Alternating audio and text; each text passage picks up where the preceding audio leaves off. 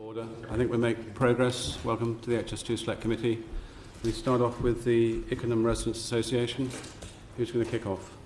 It's going to be me. Okay. So good morning, members of the Select Committee, and thank you for giving our association and the residents in Ickenham the opportunity to talk to you this morning. We did meet some of you in January the 15th when you made a site visit, and thank you for that. January is not necessarily a good time to visit various locations. If you came in May or June, I'm sure you would appreciate much more the things that we cherish very much in Ickenham. I'm very pleased to see that we have a number of our residents who've joined us this morning to help in this thing, making full use of our freedom passes to get in. Oh, they do. Until the line. You're inside. Yeah. Very good. Yeah. Don't tell Boris, though, will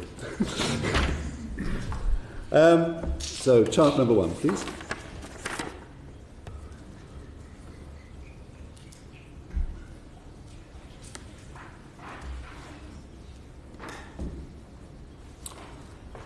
A number of us, including myself, have lived in Ickenham for many years, and it's really an excellent place to bring up your family, enjoy the open spaces that are available to us, and in many of our cases retire gracefully till we depart this mortal coil.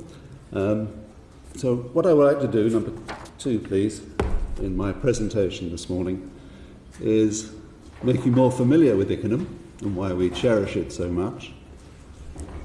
Hopefully you will feel a little bit more like we do about our location. I'm just going to touch a little bit on our engagement with HS2. I'm sure other petitioners have mentioned this before, but there are 2 instances that I really want to bring to the fore, which perhaps reflects how we feel about how we've been treated.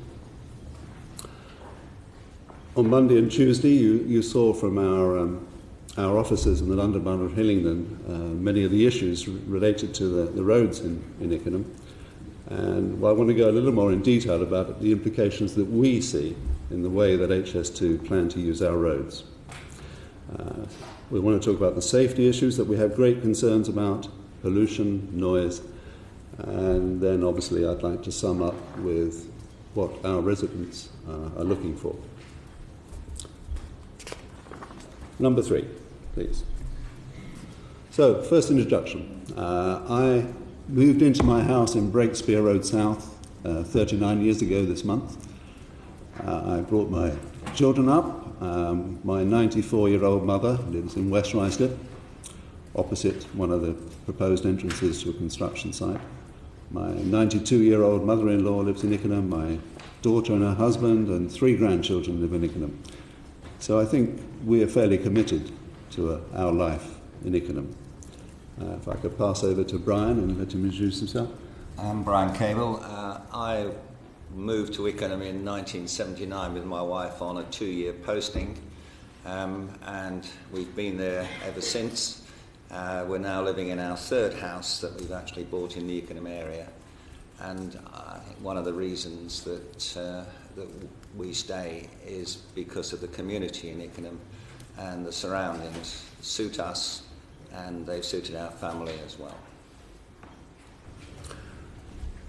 Our petition came from the Residents Association. The Residents Association is a very proactive association in Ickenham. It was formed 91 years ago, so we celebrated our 90th anniversary last year. Our committee meets once a month. We have subcommittees that look at planning applications, health, police matters. We are known affectionately in the area as the IRA, which I apologise, I may fall back on that occasionally. It's not a very popular term in the House, I know. But it does, to a degree, represent that we can be a formidable force from time.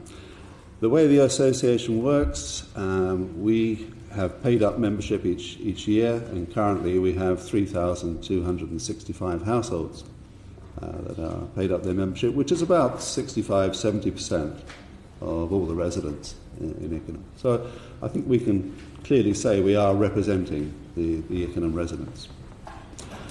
It was very unfortunate that HS2 decided to put us in a zone called CF6 because the nature of our constituency is very similar to Harefield. Now, you met the people from Harefield in March, so our issues are very similar to them.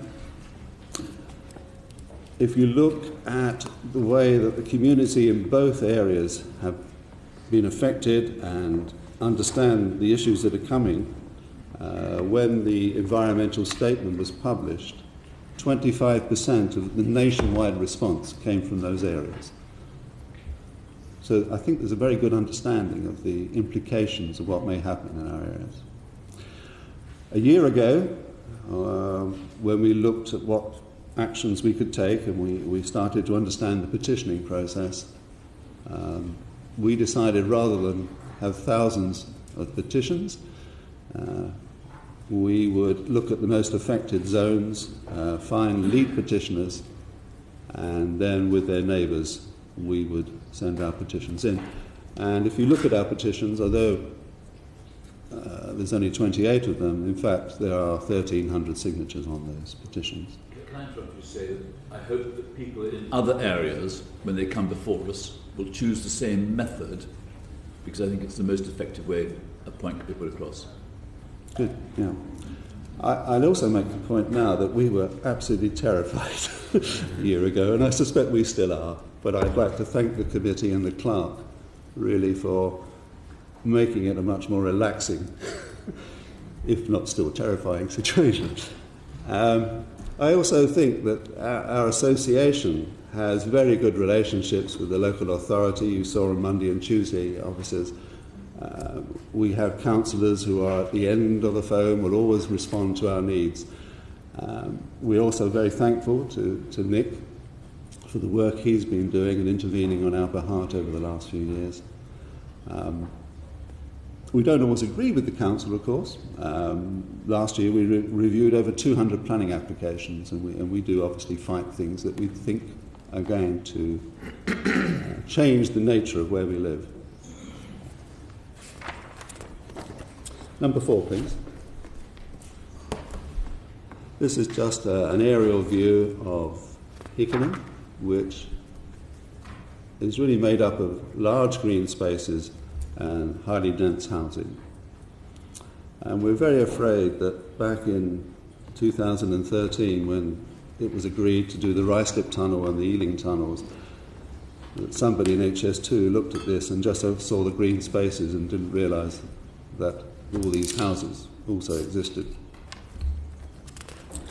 Number 5, please. Today in Ickenham, we have 11,500 residents. If you also count Harefield, who we think we should be working together with, another 7,000 there, we're talking about a very large number of people that are going to be affected by these plans. And I'll come back to that because I think this is very significant when you're looking at the impact upon communities and people. Ickenham is a very historic area. We're mentioned 3 times in the Doomsday Book. We are currently, we have 27 English heritage sites listed. If we go to the next chart, if we go to number 8, please. This is just a few of the listed sites, some dating back to the 14th century, our church in the centre of Ickenham. Swakely's house, which was built in 1632, is available to you today, gentlemen, at a snip at 45 million, if anybody's interested. Back to number 5, please. So the nature of our environment is very much one of green spaces and highly dense housing. And we have property which I think represents the various types of population that exist in Ickenham. People like myself who moved there 30, 40 years ago, living in nice detached houses with long gardens, through to Brackenbury Village with highly dense terraced housing and flats.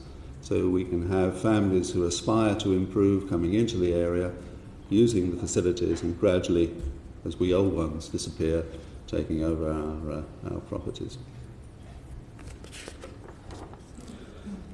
Number 6, please. Now, I made a fateful mistake 4 or 5 years ago when I joined the association committee to show that I was interested in trains. And that has been my life for the last 4 years. I won't go through all the community forums and our anguish during those processes, but if I can take you back to May 2013 when the draft environmental statement was published, we began then to realise the huge significance that these plans would have on Ickenham. And we asked HS2, out of respect to the community, to hold information events locally so that people in Ickenham could actually see it firsthand, and they refused. They eventually chose a location at Polish Warmer, which has no public transport service for the people of Ickenham. We asked Nick, we asked Sir John Randall to intervene on our behalf. They eventually managed to get HS2 to agree to a bus shuttle service. But that really for us sums up the way that they felt about Ickenham from day one. Then in November 2013 we had the environmental statement. And everyone said, well, you don't need many days for consultation because there's nothing different in there. We were staggered to see what was in there, that we had never been discussed. We'd had a community forum meeting in September, a couple of months beforehand, and now we were faced with things we knew nothing about. As you can see, I've highlighted in the reply from HS2, because of the timescales, it's not been possible to present all the details. And that, for us, really sums up the situation, that these were knee-jerk reactions, plans that were hastily brought forward to meet a political timetable, and we're having to pay for the consequences. From our point of view, this relationship has been antagonistic, and it may be that people like me perhaps are to blame as well. But as we, over the last year or so, through the petitioning process, have had more people involved in meeting HS2. We had a meeting June the 4th for all the petitioners.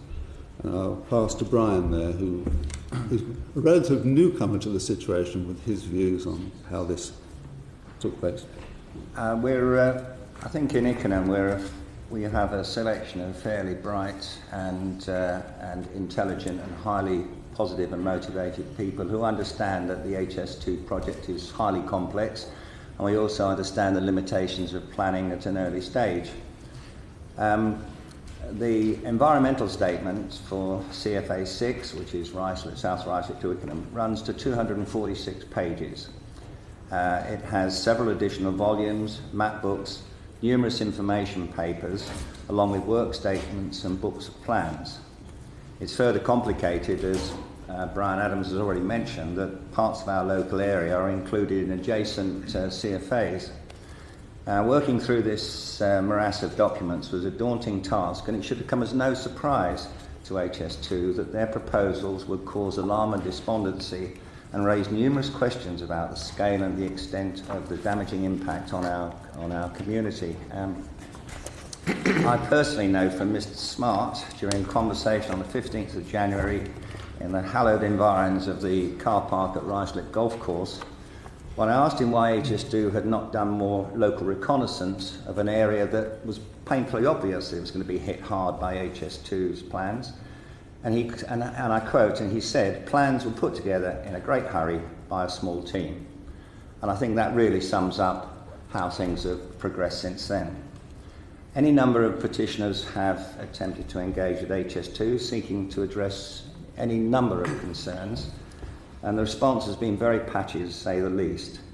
It has been difficult to get straightforward answers to straightforward questions, and often it's taken them far too long to respond to our concerns.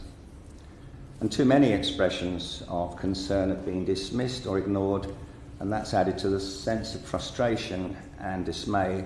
And this will no doubt come out more as Ickenham petitioners present their arguments.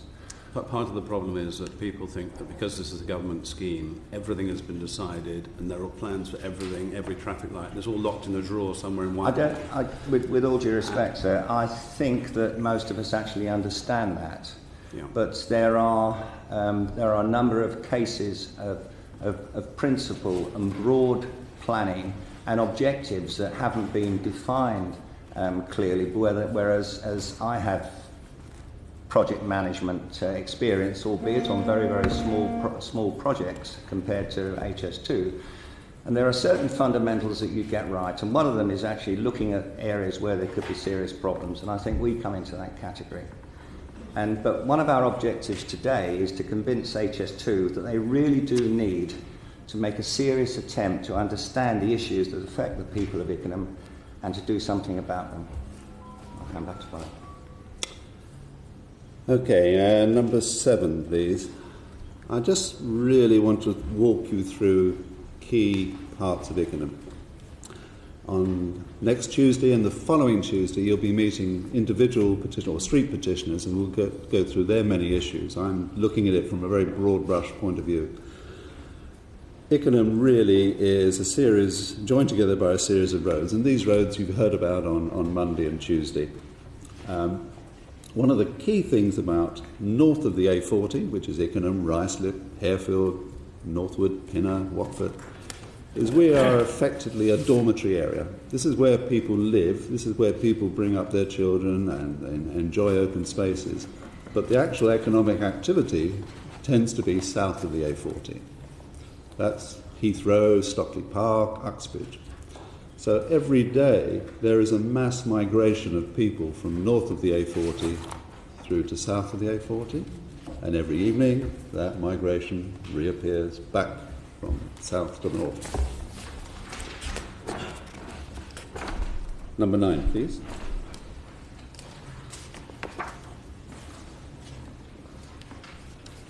We're very fortunate in Ickenham of having good schooling facilities. We have 2 primary schools, 2 secondary schools.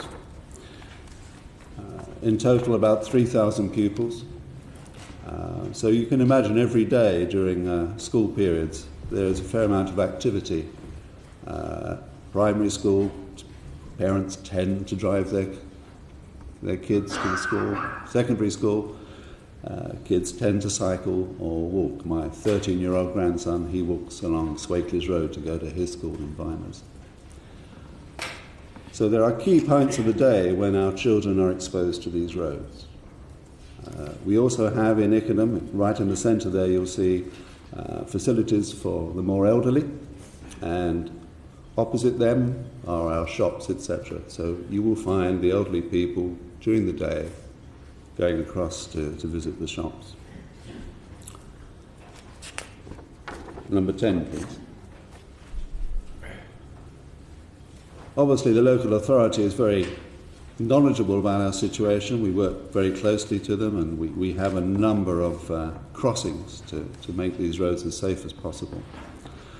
It's always a trade-off, because the more crossings you put in, the greater safety you create, the more impact it has on the movement of traffic through those areas. Number 11. What is very important to us in Ickenham is we do have a very viable shopping centre. Today there's 55 shops, we have 3 pubs, 2 churches. And the council have been, I think, quite proactive. We work with them. They've set up parking facilities which enable people to park close to the shops, 30 minutes free of charge. Beyond that, if you're an Ickenham resident, you get a reduced rate. And it's very important to us that that shopping centre remains and is not affected, because this ensures that people do not have to travel far out of the area for their normal requirements. But it's a very congested junction. The junction which takes Swakeleys Road into Ickenham High Road, Long Lane, is also faced by entrances in and out of the pubs, into the shops. And this junction, unfortunately, does present us with problems. Number 12. We have 2 major accident black spots in Ickenham. The one in the shopping centre and the one where Breakspear Road South hits Swakeleys Road. My daughter, for instance, was sideswiped there as she tried to turn from Swakeleys Road into Breakspear Road South. Number 13, please. through the association, we've tried to focus and work with the local authority about how we can improve these things.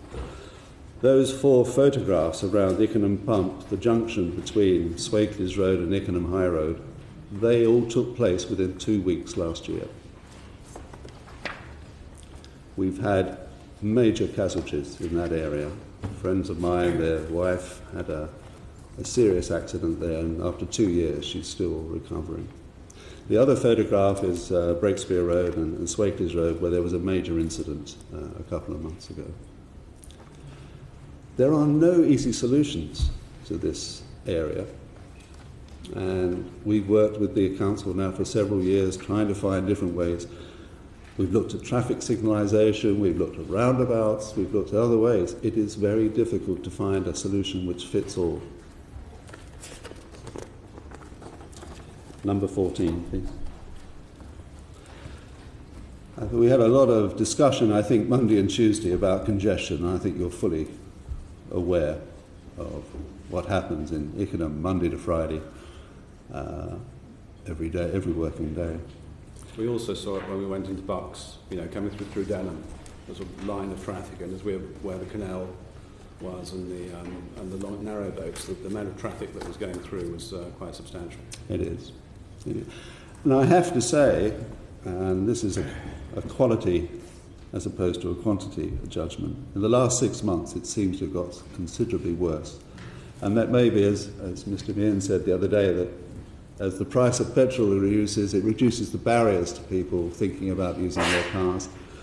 It also may be a reflection of a very positive economic situation, that there's more jobs in Heathrow, more jobs in Stockley Park, and people obviously having to drive. We do not have a very good north to south transport system. We have an excellent transport system to get into London through the London Underground.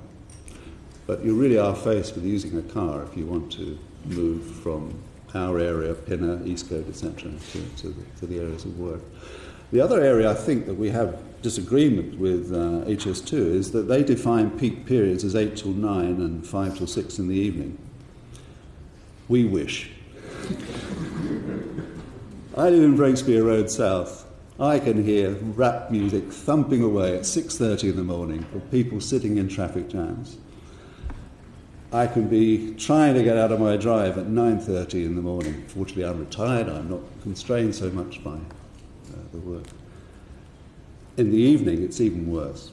In the evening, if you're leaving Uxbridge, we have our swimming pool, we have sports facilities in Uxbridge, and you leave to go to Ickenham, you will be facing a traffic jam from 3:30 in the evening. Again, I wish there were magic solutions. We really don't know what the answers are, but we have to recognise that this is a serious situation for the people in Ickenham. The other thing, very important, is we are very much affected by what may take place on the A40. A serious accident on the A40, gridlock. According to the Met Police, they've had 84 incidents this year between our roundabout and Greenford roundabout.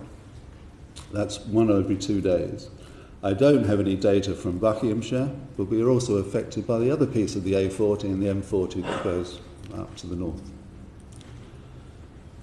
It's therefore very unpredictable. Last Saturday morning, I couldn't drive into Ickenham. For whatever reason, it was gridlocked for 2 hours. I think the point we're trying to make is you try and build a plan on using that as a resource. It seems to be a very risky plan. Number 15, please. I think with our petitioners, we've probably got the best collection of traffic jam photographs in the world now.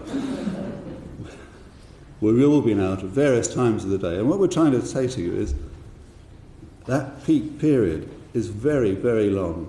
Yeah, these are photographs from me in Breakspear Road South at 9:30 in the morning, at 3:30 in the afternoon, at 6:30 in the evening, from Ryan on Harville Road at 9 o'clock in the morning, on Swakeleys Road between Harville Road and A40, always total congestion.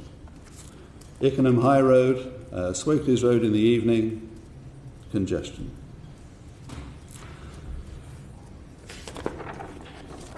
16, please. But unfortunately, it's not going to stop there. Because we are a thriving area, because we are an area that people would want to live, more developments are taking place locally. We have a new McCarthy and Stone development, and when that is finished, Taylor Wimpey behind that are going to build another 156 houses. The Glebe School is expanding. Tesco's plan to build a big supermarket at the end of Long Lane. And in Uxbridge itself, on the old RAF base that you may be familiar with, there's going to be a major city. There's 1,400 houses being developed there, and we can anticipate that when they spill onto the roads, the impact upon Ickenham and all other places is going to be significant. Number 17. I've heard mention in previous petition hearings of this concept of traffic displacement, and the idea that traffic, when it sees congestion, will find its alternative ways. And we totally agree with that. They're doing it. And every rat run known to man in Ickenham is now also fully congested. Number 18, please. So if we look at people that wish to avoid Harville Road, they are going through the back streets of an area called the Drive, congested. People that come down Breakspear Road South are going down Copthall Road West, Greenacres, Derwent. It's congested. Woodstock, Thornhill Road, Warren Road. You will hear from the individual petitioners their own experience of having to try and live with this every day. When we listen to people from HS2 saying that the computer model tells them there will be traffic displacement, people will find alternative routes. We don't know where those alternative routes are.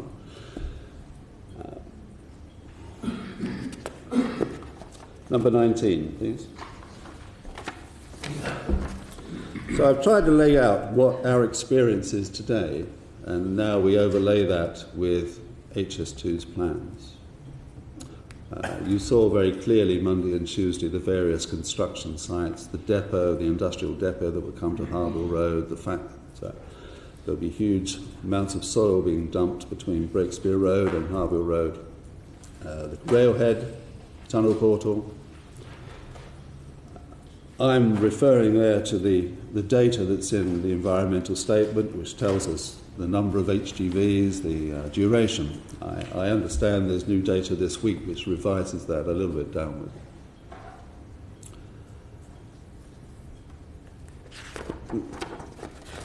Number 21, please.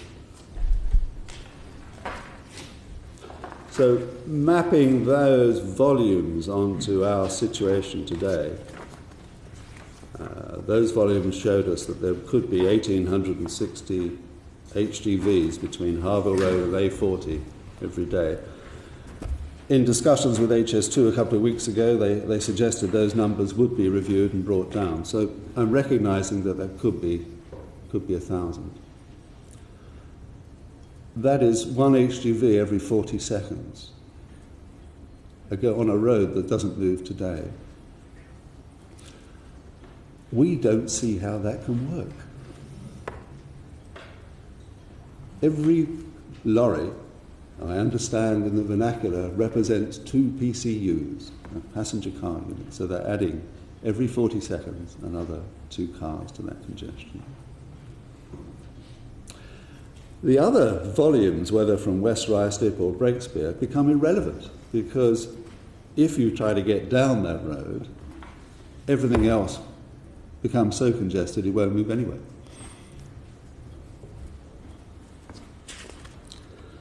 Now, I think there was some suggestion on Monday, looking at one of those new charts, that it's only going to be 9 or 12 months that we'll suffer these peak activities.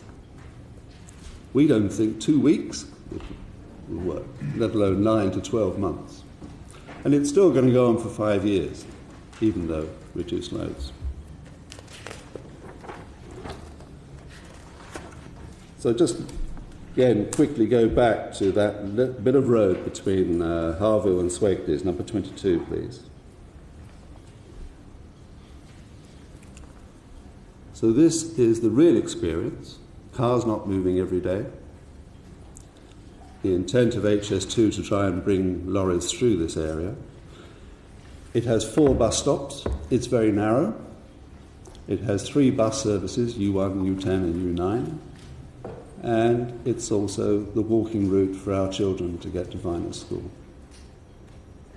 We are extremely concerned about this. Number 23, please.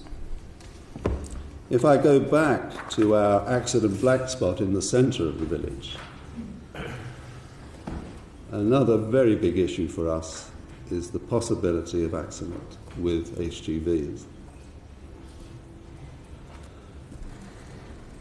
Learning from the experience of other projects within London, Transport for London suggests there's a high correlation between cyclist accidents and HGVs. Although they represent only 5% of the traffic, they represent 50% of the deaths. But there's not more than deaths, there are other situations where people get maimed and injured for the rest of their lives. And the TfL website shows us there were 432 such incidents in 2014. To date, there have been 6 cyclists killed in London by HGVs. So, lessons are being learned. The suggestion by TfL is that contractors should avoid narrow roads, they should avoid risky junctions, and they should avoid routes near schools. And what we can see from the HS2 plans is they wish to ignore all of that. They wish to put HGVs through narrow roads, risky junctions, and close to our schools. I could be very emotional and say to you, would you be prepared to have your elderly parents, your children, your grandchildren being faced with that sort of risk? Is there a hidden casualty rate acceptance within projects? I would suggest that anybody being injured, maimed or killed in this way is unacceptable, and that everything should be done, if there are alternatives to avoid this, to be pursued vigorously. Number 24, please.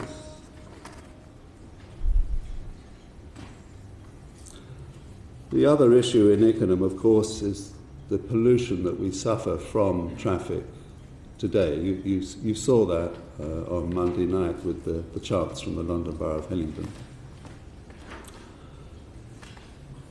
We are in Hillingdon above the national average in terms of poor air quality. I presume that's because of the A40, basically. It's the A40, yes, and that red splurge that you see on that smaller chart is basically where today the measurements indicate we're above EU limits. Now, I understand there are a lot of things happening to try and make that better and improve it. The Euro 6, the low-emission vehicles. We've been really concerned, and one of the advantages of where we are is we have a lot of people with professional skills. We have people that work in the construction industry. We are close to Brunel University. We have contact with professors who understand traffic modelling.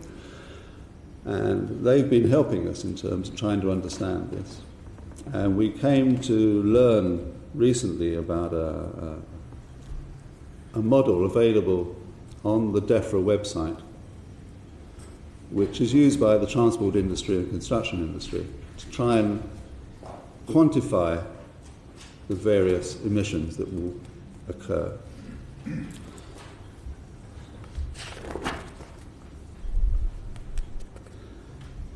Using this model, we've input the plans that HS2 gave us.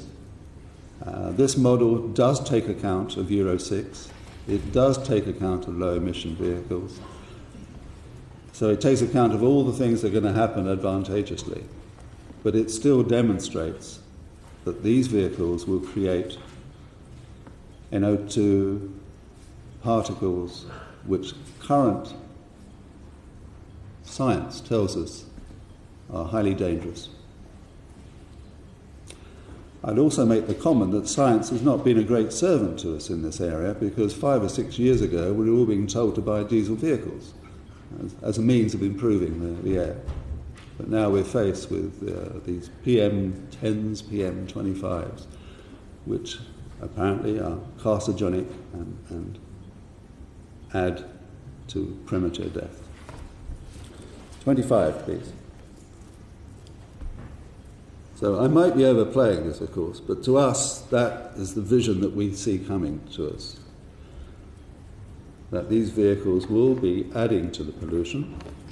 I understand they plan through the construction codes of practice to try and have best practice, low emission Euro 6 vehicles. But these vehicles will still be creating these emissions. That doesn't disappear. We also, some of us in Ickenham, will be suffering from the dumping of this material. I understand from my colleagues in the construction industry that these vehicles, called muckaway vehicles, are pretty obnoxious. Now, again, we would assume that through construction codes of practice, we'll have the best that's available. But they are very noisy, create a lot of dust. And that site will have, I am told by HS2, something in the order of 600 movements a day for 2 years.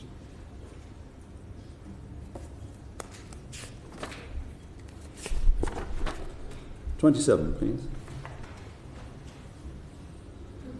Now, these columns really based upon what we understood up until last Friday in terms of the environmental statement, and I understand they will be reduced. But if we look at the figures that HS2 have given us, there is the base numbers, as if, well, what our traffic may be in 2021. It still doesn't look very good for us, but hopefully it'll be better than it currently is. And then we have what HS2 will add to those volumes.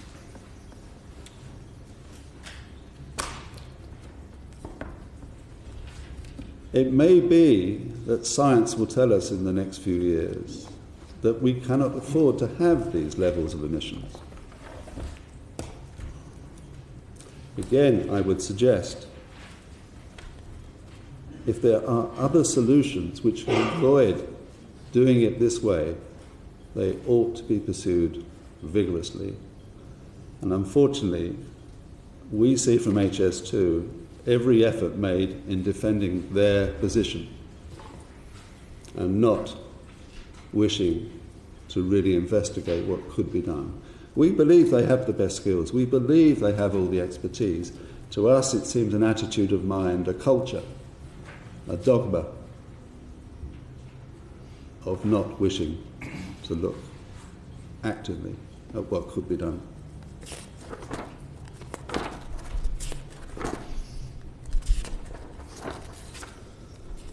Number 29, please.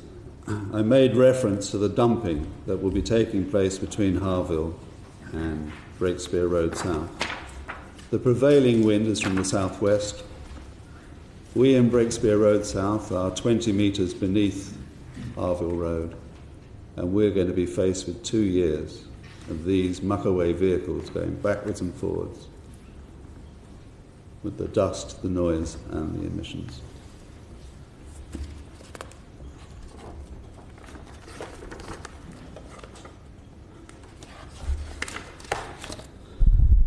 Number 30, please.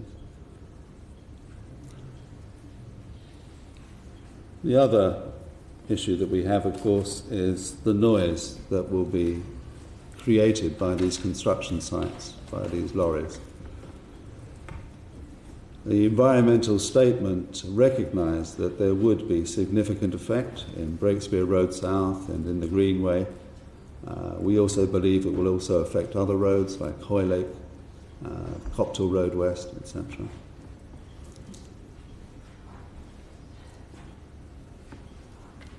The prevailing wind again from the southwest, so this noise will travel to where we live. Number 31, please. And once the construction is finished, we then have, of course, the issue of the noise from the trains when they're actually running. We have had the opportunity of meeting with noise experts. My reflection is basically that HS2's plans reflect current legal minimums.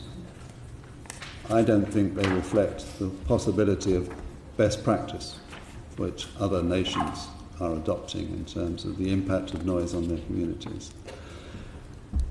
When this line is fully operational, there'll be trains every 1.6 minutes. The noise will be continuous. The environmental statement did recognise that 200 properties would be affected. That means effectively that people will not be able to use their back gardens, will not be able to use the green spaces that are close to the line. And also, I understand these tracks have to be manicured frequently to make sure they are able to maintain their high speed. So there will be maintenance at night as well. The trains will be operating from 5 a.m. to midnight. And I know you're going to be looking at this in more detail later, but I think you may appreciate that people are very anxious and stressed by this. Number 32, please.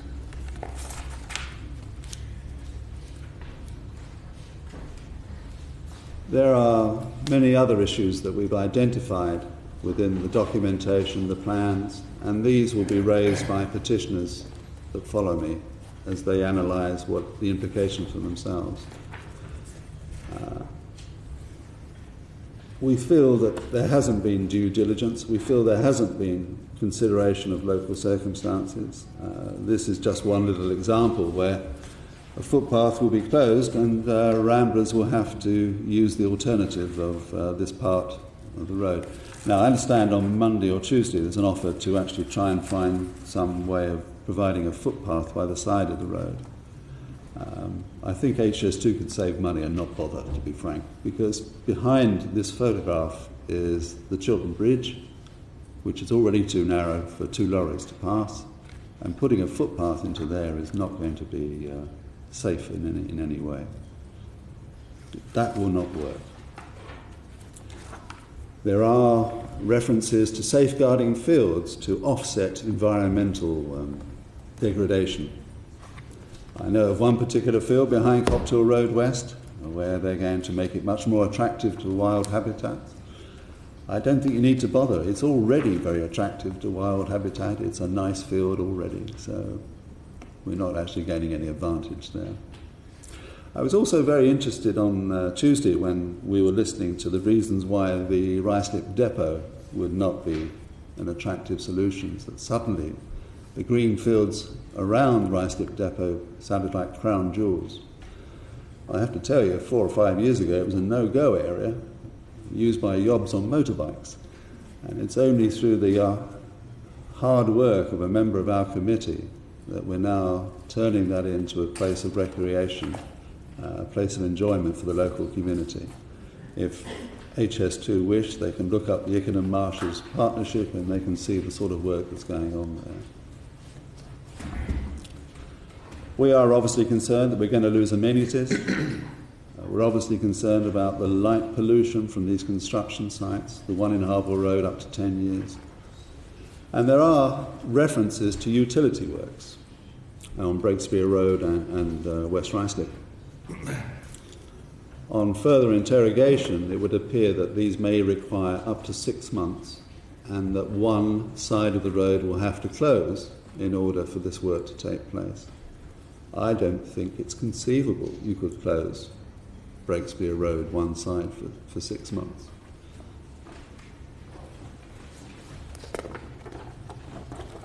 Number 33, please. So, in our view, to add insult to injury, we now look at compensation. And I have to recognise the work that Nick has done on behalf of the community to improve compensation for those that will be affected operationally close to the line. although you will hear from petitioners who still have the advantage of using that scheme, that one house next door to another will be treated differently but will have the same blight, and that just doesn't make sense. But the numbers, the thousands of people that are now going to be affected by the blight from construction, from the years of stress we've had and also the risk to our health, absolutely no compensation for this in any way. When I've tried to query that, I've been told that it would set precedents, that people who are having the road dug up outside their house, for instance by Thames Water or whatever, would also be claiming compensation. I have to believe that within the bureaucracy there are ways to ring-fence this. When we are facing construction sites for 10 years, dumping for 2 years in front of us, there has to be some recognition that we are losing quality of life and that we are going to suffer adverse impacts. I know that's something of concern to you. I've read your reports and your recommendations. We ask you, please help us in this area.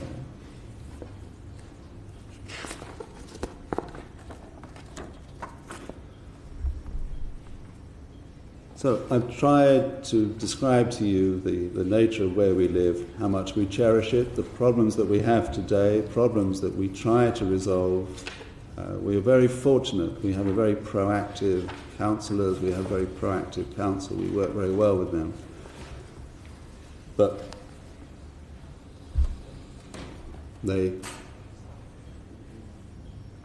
we can't see solutions to these problems easily. If I can move to 34, please. I realise we're putting a great burden on you, members of the committee. We're asking for substantive change. We don't really want to sit down and talk about what colour the lorry should be or the lampposts. That's not community engagement in our view. We think, at the minimum, we should be treated fairly, and that if the government really claims that it's full and fair, we'd like to see some interpretation of this.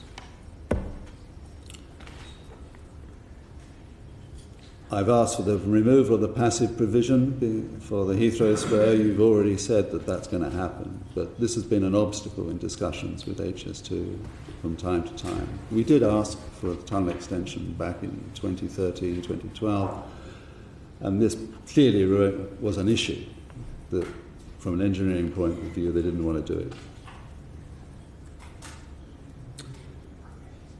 In our view, using our roads as a resource is not viable. It adds risk to the project. And I'm sure that one of the things you have in your mind is how you can make this project really work. Just as Brian has worked in major projects, in my working life I've worked in very high technical projects in South America, Middle East, Southeast Asia. I think I understand a little bit about project planning. And if one of your key resources is not available to you, your plan is at risk. You cannot assume your costs and your timescales are right. So we have a plan that we don't think can work in the way that it's been expressed and is unacceptable to thousands of people. So we seriously ask you to look at the alternatives that have been discussed here Monday and Tuesday. We do have a slightly fallback plan, which is possibly extend the tunnel as far as Harville Road rather than all the way across the Colne Valley, but that doesn't solve Hoac, it doesn't solve Harefields issues. But again, we see no proactive action from HS2 to look at things that could make life better and avoid health, safety and quality of life issues. I'm sorry to burden you in this way, I know. But if we don't express what we feel, I don't see how we can make progress here. And we thank you for your time. Thank you very much, and well done. Listen to every word. Are you sure? Mr. Strawn, I'm going to have to adjourn briefly about 10:25. so Ian can find out whether he's been elected as chairman of the backbench committee. So we'll probably adjourn at 10:25 till about 22. If that's okay. So absolutely. If I can't see the clock as well as you, so I'm sure you'll tell me when it's okay. If you'd like to I shall make that. First of all, can I just touch very briefly on the question of engagement and the environmental statement? As I know the committee is very familiar with the environmental statement, on the one hand, it contains a lot of technical information, as it's required to do. So, but in addition, there is a non-technical summary that's provided, which is broken down into the various forum areas, which the intention of that is to provide easier guide to the information. But, of course, the nature of the project of this kind is that there is an awful lot of technical information which is available for those who want to look at it. Can I just give you a reference, which is in the environmental statement for CFA 6, paragraph 2.5, because that sets out the extent of the community engagement that there was. So I don't want to take time debating how successful that was, but there's a list of what took place and how the project evolved in light of responses being made. And can I just, in that respect, just deal with a general theme which I will pick up on in relation to traffic. The project does take very seriously points that are made from the community and others, and seeks to respond where possible, where it can be accommodated within the project. And you've already heard over the past couple of days of changes that have been made to the scheme, either through assurances or additional provisions. Sustainable placement being one that we were discussing yesterday, where it's been possible to remove some sustainable placement, but also a greater detail being applied to levels of traffic and seeking to reduce levels of traffic. I appreciate it's unlikely we're ever going to be able to respond to everything Mr. Adams and the Residents Association would ideally like, but there has been considerable attempts to accommodate changes where they're possible. And that really brings me on to the subject of traffic. We did look at this in some detail in relation to Hillingdon's petition. Can I just remind you of the position from P6209? And I'm just really picking up on a reference Mr. Adams made to being exposed to levels of traffic and construction for a 10-year period. And I appreciate that is a perception that is experienced by Mr. Adams and others in the area, and it was a perception, for example, Mr. Knowles from Hillingdon expressed in his presentation. But what we have sought to do is to explain as clearly as possible why it's a rather different situation to that. In the set of slides, and I'm not going to go through them all again because the committee looked at these on Monday or Tuesday, but in this series of slides, beginning at P6209 for the record, so people can look at them, but P6209, the project is broken down into phases, because although it's a 10-year project of construction, the phases identify what's going on in the relevant areas during these phases, and it demonstrates what sort of construction traffic and where it will be likely to be going will be running through the area. And I just need to pick up on the key phases here. Phase 1, of course, is set up as we looked at, and the volumes of traffic, these are daily volumes, are much lower than the peak period of traffic, which occurs for a period of 9 months. And you'll recall, after the main peak period in Phase 2 and Phase 3, there's a 7-year period of construction broken down into the tunnelling and the fit-out, which is the vast bulk of the 10 years, where the volumes of traffic subside to very low levels. And so if you take, for example, Phase 4 on P6212,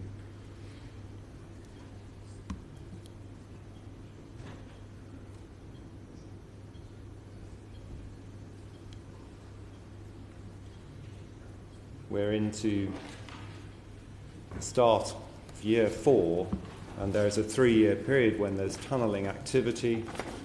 And just by way of example, because Breakspear Road South is one issue of concern to Mr. Adams and others, you'll see that in fact during this period, of course, there isn't any HGV construction traffic predicted along Breakspear Road South at this point, or indeed Ickenham High Road. They dropped off to zero because the works that were serviced from those areas, the compounds, the works have generally been completed. And what you have instead are 100 HGVs during the day.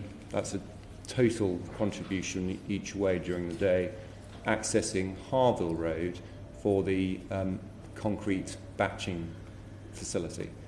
That is a feature of tunnelling, and it would occur, as we looked at in relation to the Hillingdon proposal and indeed what the residents would like, it would occur in any event, whether one's tunnelling or under the Colne Valley or tunnelling with our Colne Valley viaduct. It's a feature of having to construct a railway. But I hope that these phasing slides will give at least some more information to Mr. Adams, if not necessarily the full comfort he seeks. It just puts it into perspective as to what is happening in traffic construction terms. Maybe that's a convenient moment. Order. We'll break till 20 to 11. Thank you.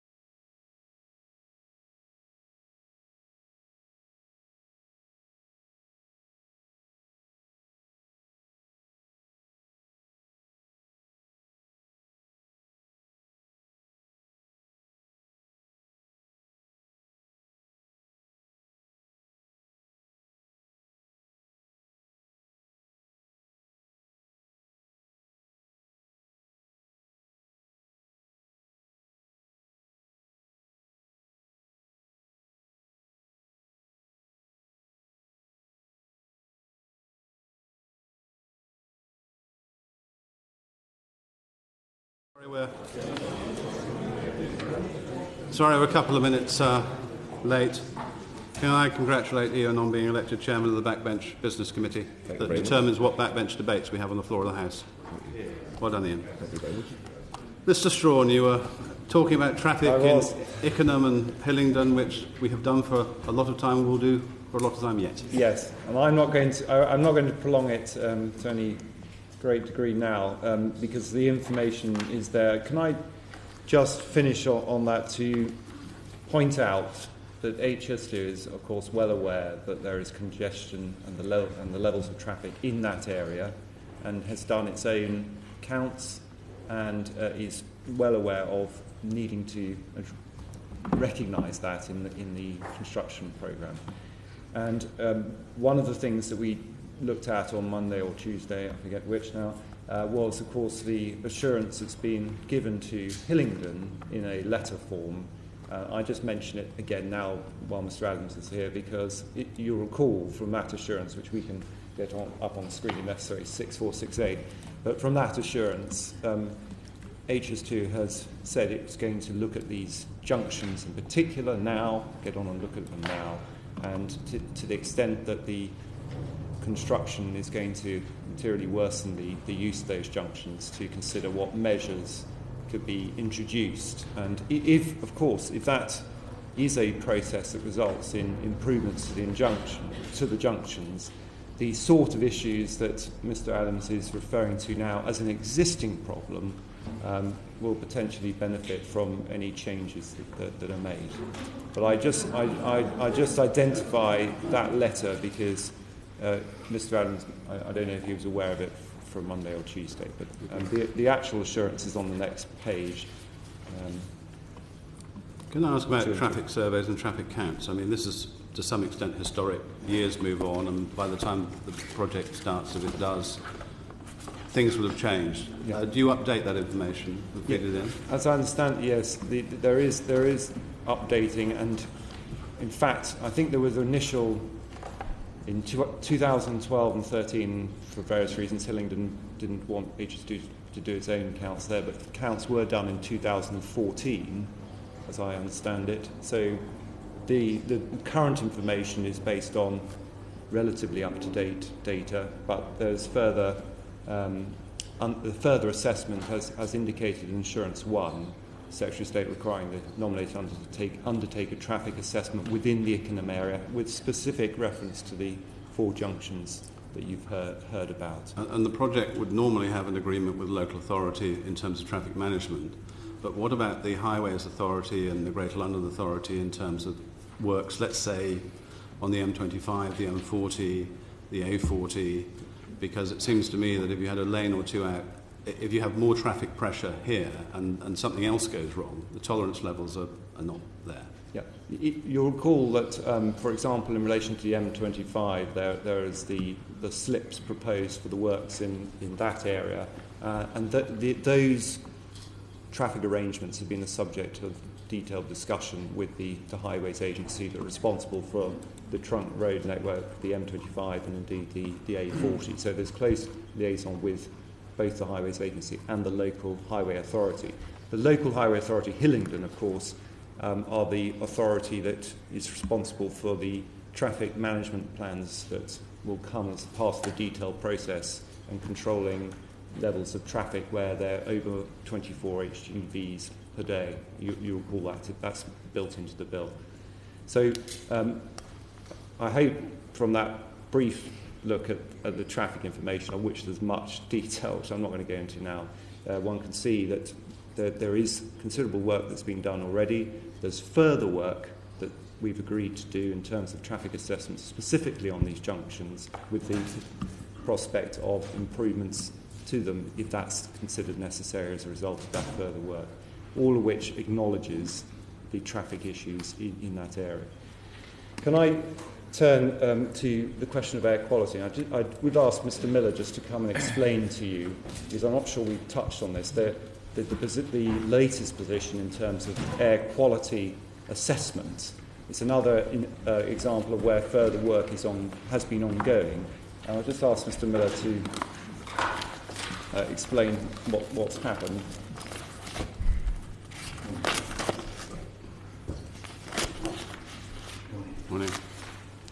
And if we could get up slide P63921.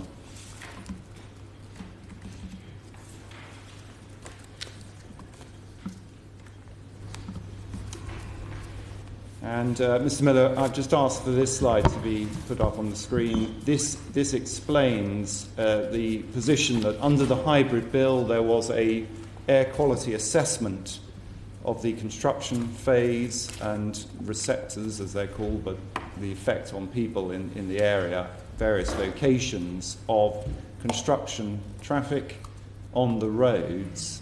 And that was, as you'll appreciate, based on the environmental statement. It's based on a worst case scenario, i.e. the maximum levels of traffic being generated.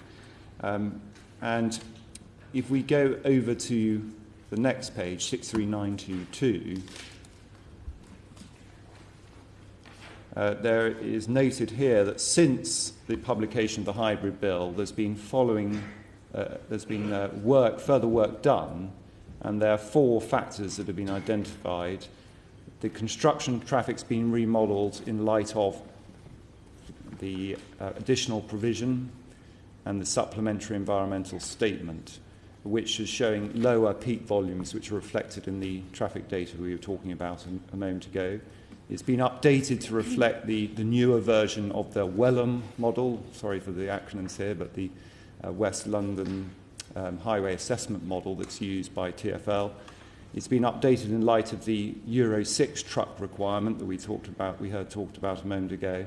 And it's also been updated because the modelling for the hybrid bill overstated the effects of the construction traffic because it assumed more construction traffic than was actually going to take place on the roads.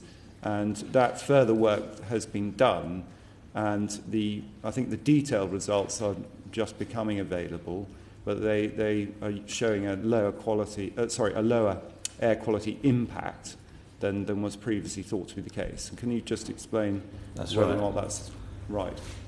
If I go at it in reverse order, there is a correction that we're making from that which was assessed in the environmental statement that was published. So this is a feature of the supplementary environmental statement that we've set out we would provide.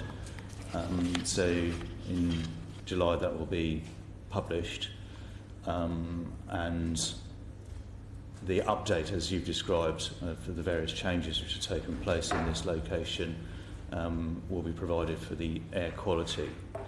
There is a substantial change in the sense of Euro 6 vehicles being identified for the trucks going onto the roads or coming in to the sites on the roads. That's a substantial improvement on the nitrous oxides. This is the point you're making about the diesel, what you get from diesel fuels and diesel engines at the moment. They contribute certain substances, these nitrous oxides, which are a bit of an issue with diesel fuels as they're burnt in these engines.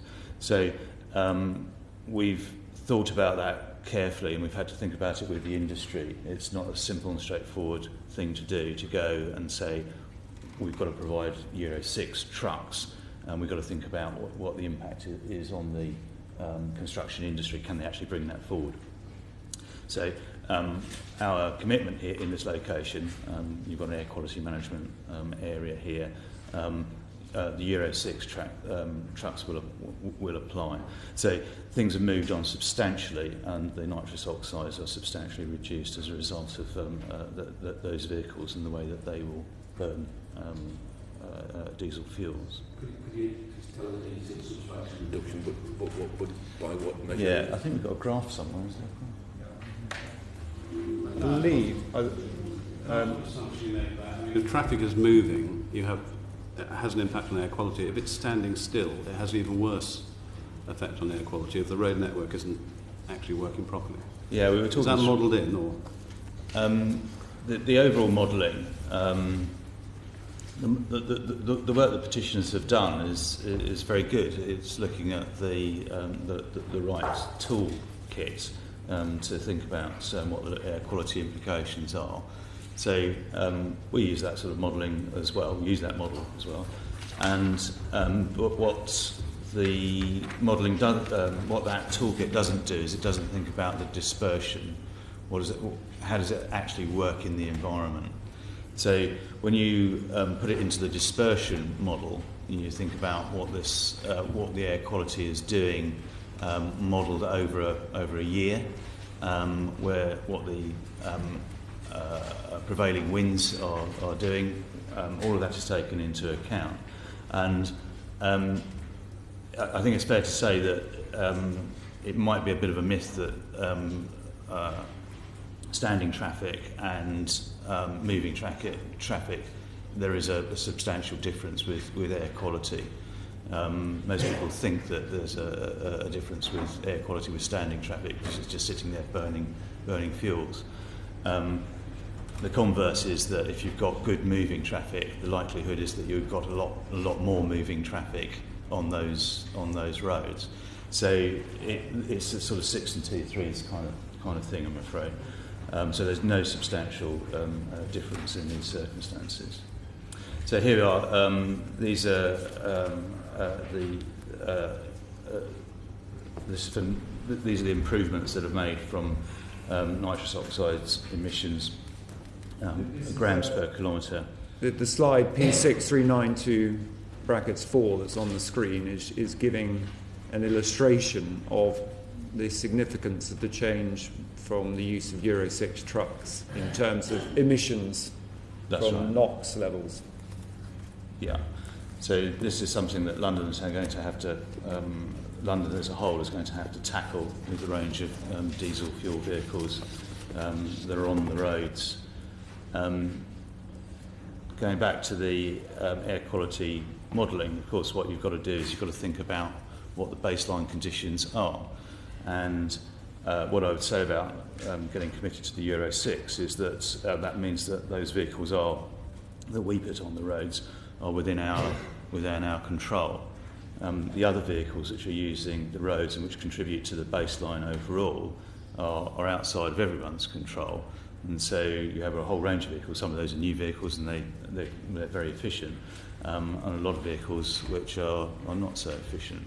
So what you then end up with is a sort of a mix. And on your diagram, you showed the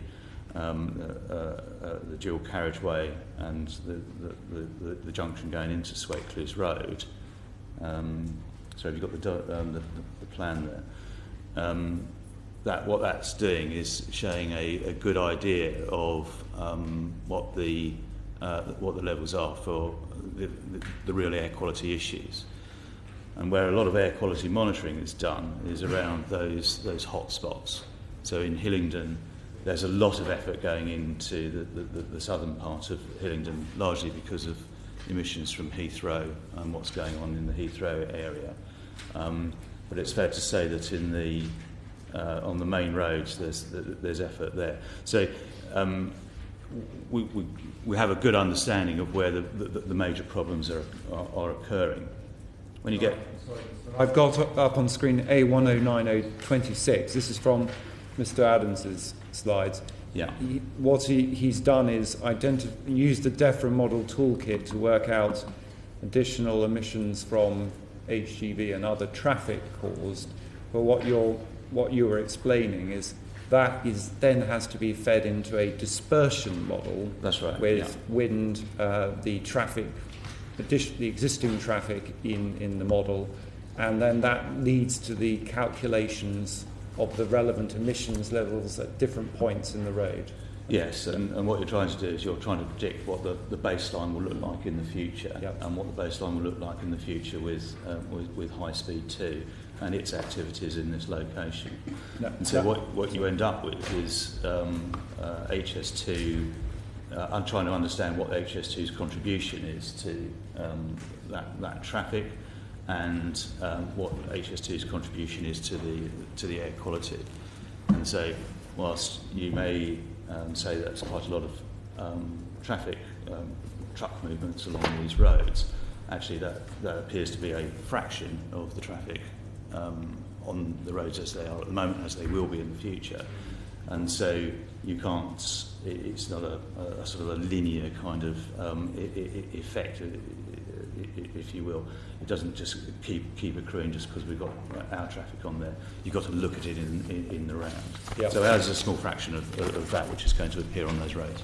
So I think Mr. Adams was informed yesterday that there is this further assessment works becoming available. We'll obviously ensure that the detailed data is provided to him of the updating work. It will be in the supplementary environmental statement in any event, I think, but we'll make sure Mr. Adams and it will be. I have seen the information, and we're clearing that information at the moment to make sure it's robust. And at a point it will be published, and hopefully that's only weeks away. I'm sorry I don't have that here today. The data I do have shows that the air quality situation on these roads will get substantially better, largely down to the Euro 6 policy that's been implemented. I just... I'm sorry. Mr. Strawn, about the Euro 6 trucks and the lower emissions that they generate. When this project gets underway, I think we should be under no illusions, but there are going to be subcontractors and subcontractors who are going to be called in to shift some of these arisings. And what checks are going to be put on their equipment? We could be talking about vehicles that are 20, 30 years old. If you start going down to some of the more smaller subcontractors, you said before, but the prime contractors will be well-known companies with up-to-date vehicles, and the fleets will be updated regularly. But we can't say that about the smaller contractors, can we? You're right to point out a risk there. We've talked previously about the procurement that we will enter into, and that will relate to the environmental statement, and I've spoken previously about the environmental minimum requirements. So there's a boundary within which we're working, and that is that the effects of the scheme will be no greater than that in the environmental statement. And the second sort of guiding principle of the minimum requirements, this is the Secretary of State's commitment before this committee, is to further reduce the adverse effects of the project. So that's being built in at the moment with our procurement processes. You have to remember that we are really a game-changing project. It is a massive enterprise. We will be buying brand new machines for tunnel boring and that sort of thing, for example. And the machinery which will be applied on this scheme will be up-to-date modern machines. So where you've got the commitment of the Euro 6, the Euro 6 would essentially be bringing in brand new vehicles on this site.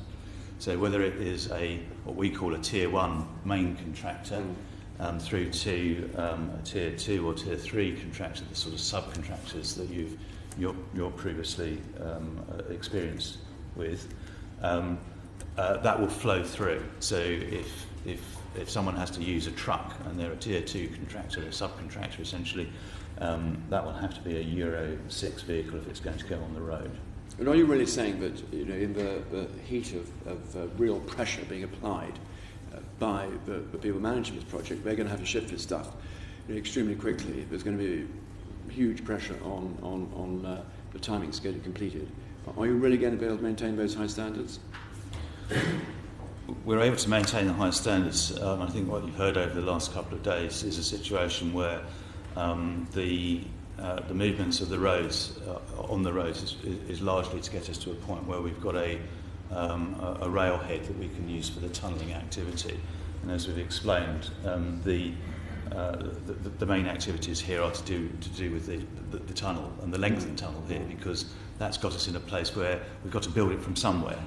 By progressively lengthening the tunnel through London, we've got ourselves into a place where actually this is the site. So there's no getting away from that. So sorry, I'm losing my thread.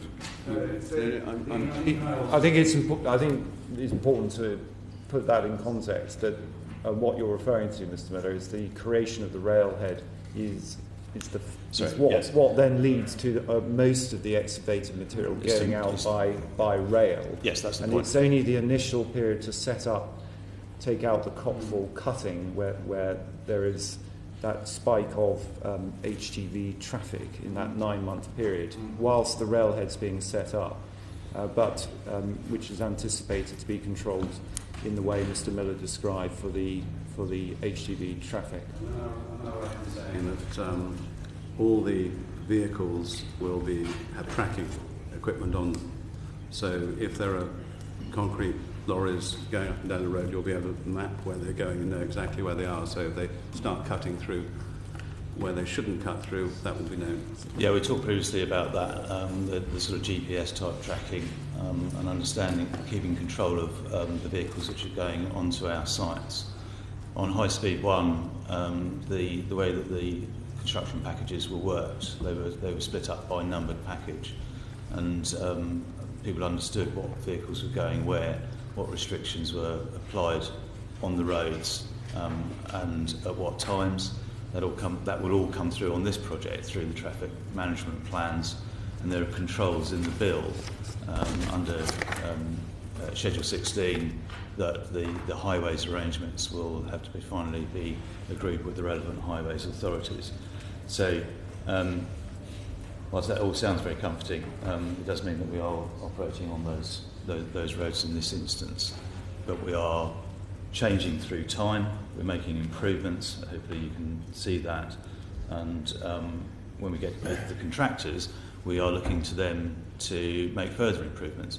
And we will expect innovation or innovative techniques to come forward.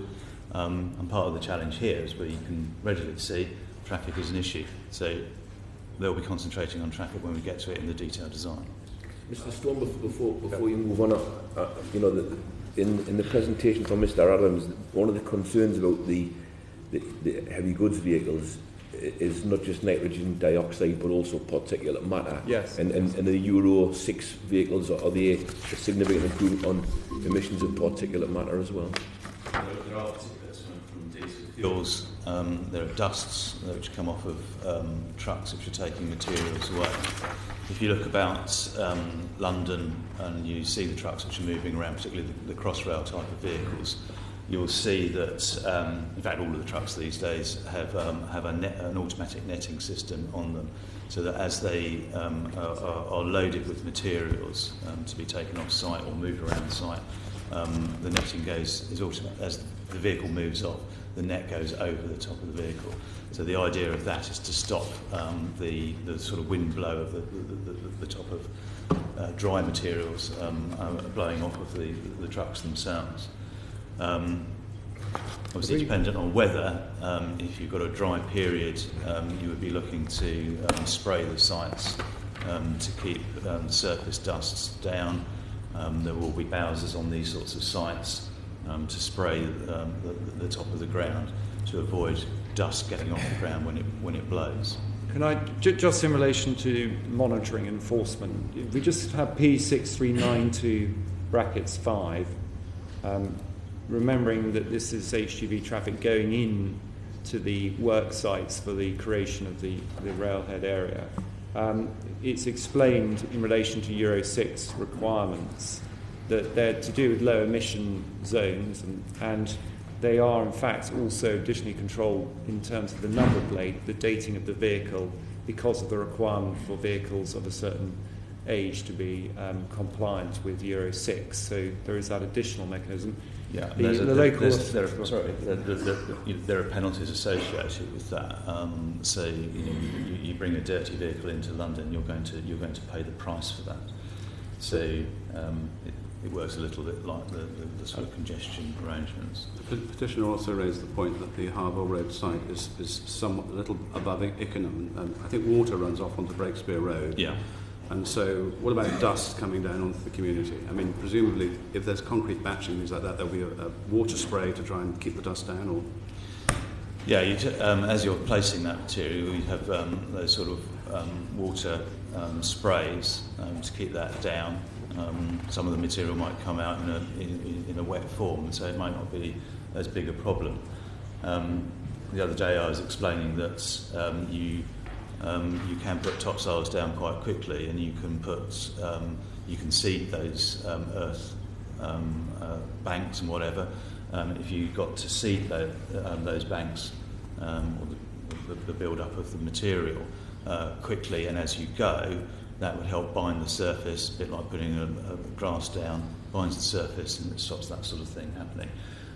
As I explained, there are examples on the Olympics where in the temporary situation, and they were moving material around quite a lot, they were doing that sort of thing, and all of that contributes. So there are other things that will come in due course that are quite simple, quite effective, and can soften the look of these sorts of things as we're progressing. In relation to the concrete casting plants, those are actually take place inside, and I think we've looked at some photographs before where the concrete casting takes place inside buildings, and then the storage of the segments is external. I know that the committee's heard this in relation to the EMRs, the environmental minimum requirements, but the further tier of enforcement, of course, is that the Secretary of State, in undertaking to comply with the environmental minimum requirements, will no doubt ensure compliance with these commitments from the relevant contractors. That further additional assurance as to the way these things will be assured for the community.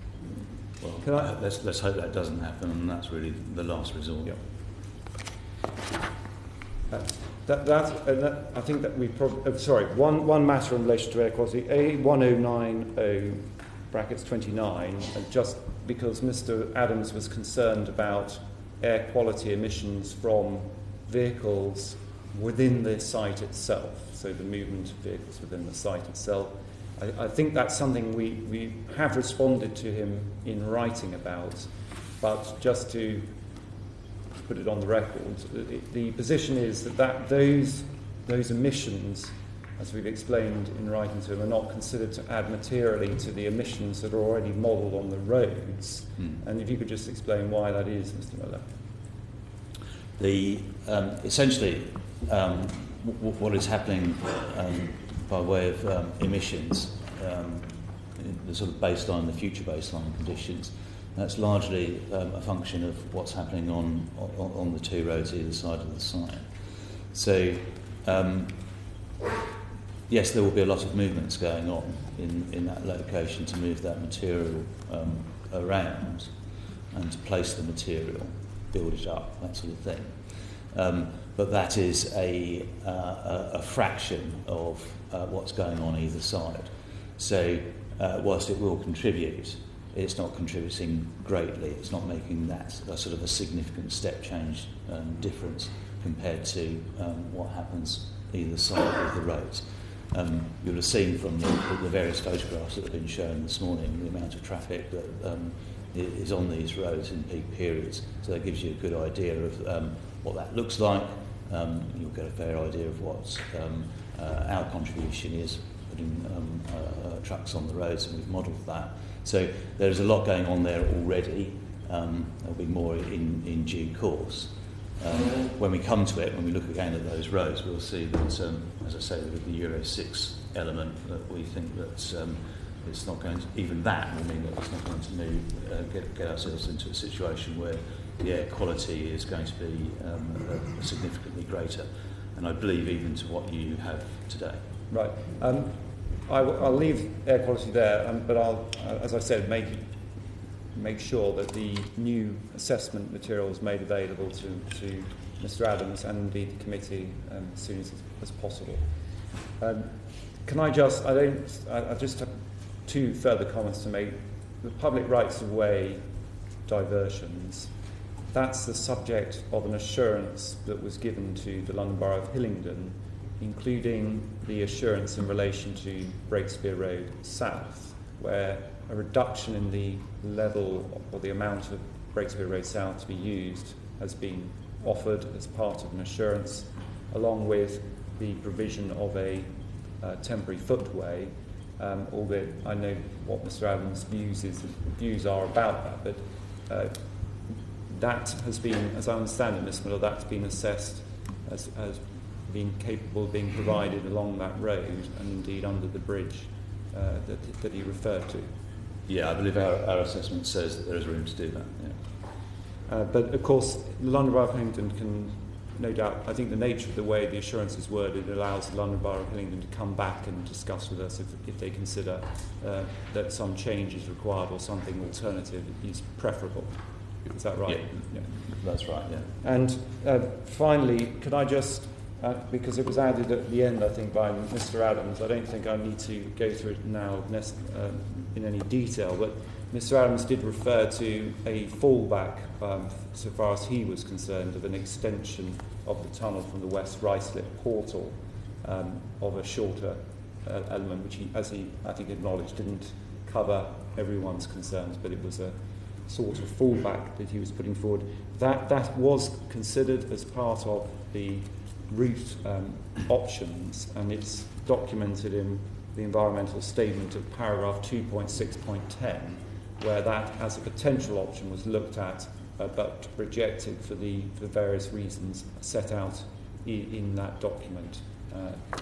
But I think rather than go through it now, I'll just put that reference on the record. Okay. Do you want to ask a question, Mr. Adams, of Mr. Miller? I was pleased to hear that the work we've been doing with the DEFRA model is something you would support as well. Yeah, it's good. And you know as well as I do that it does reflect Euro 6. So I've not used data which is pertinent to today. And that clearly shows that these emissions will still happen. Correct? Yeah, on your analysis, yeah. I don't have any particular trouble with that. You do need to have a look at our information, and I'm happy to set up a conversation with you, perhaps even with our air quality specialist, if you find that would well, be we would. And would you have any objection if we had some independent assessment as well? Well, you can independently assess any of our work. I don't have any complaint about that. I was just thinking that there are people who are looking at clean air, perhaps in more detail than we can do, who may be willing to make judgments. As I said before, science hasn't served us well in this area. And we don't know what in the next few years science may come up with in terms of the real health impacts of these emissions. I think you're right. I think that there is an emerging position. Things have changed, and you are right that the nitrous oxides have become much more of a feature. And I think your statement about encouraging diesel usage a few years ago has proved to be not the right advice. Along with that, I'm sure that science will also think about other methods of overcoming these sorts of effects. You can see that through the Euro 6 kind of vehicles. I've no idea what Euro 7 or Euro 8 might look like, and that comes along with it. So we need to make sure that we think about this in a balanced kind of way. There's no doubt here that it is pretty restricted with the roads. We saw some aerial photographs from London Borough of Hillingdon the other day. You sort of flip backwards and forwards with them. Those roads haven't changed since 1945, as far as I can see. So, taking up the growth in this area, you mentioned, I think it was either Tesco's or Sainsbury's, sort of down the road. Those sorts of things add a different dimension. All of those are active. These things have been consented over the years, and whether the right response in terms of road development has sort of come along with that, I don't know the answer to that. But I assume that when those sorts of things are being consented, that the impact on roads is taken into account, and they should be taken into account in full respect of high speed too, because of the safeguarding direction, and that's incumbent upon the local authorities to think about that as all of those other developments come along. So there's a lot in play, and there's a lot of ownership to try and get this right in this location. Thank you. Okay. I presume, Mr. Adams, you're in favour of the tunnel, as read?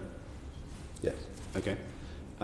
Leaving aside the issue of tunnel or track, the main impact on Ickenham is the construction sites and Harville Road. presumably the Hillingdon suggestion of trying to relocate to West Ruislip is something you were in favour of, because I noticed that's just the other side of Ickenham as well. Yeah, I briefly referred to it. We know it as the Ickenham Marshes. Through the association, there's a lot of work going on to make this an attractive recreational area. So, again, nobody wants to lose anything, but No. 20 acres there versus 100 acres elsewhere could be a trade-off. And we would obviously, again, the point I make is we would prefer to have positive analysis to see if these things can be done. And it may not be possible not to have anything on Harville Road, because just the engineering may well say that, but presumably less and for less time, anything is a benefit. Well, I think we all come back, and you're going to hear this again and again, we don't see how they can do it. And that means the timescale is going to be longer, and we're going to be affected longer. Okay. There's no win for us in this. All right. I thought your diagrams were very good, actually. They're some of the best we've seen. Yeah, I thought really very good effort. I've got one very quick question for Mr. Miller. Mr.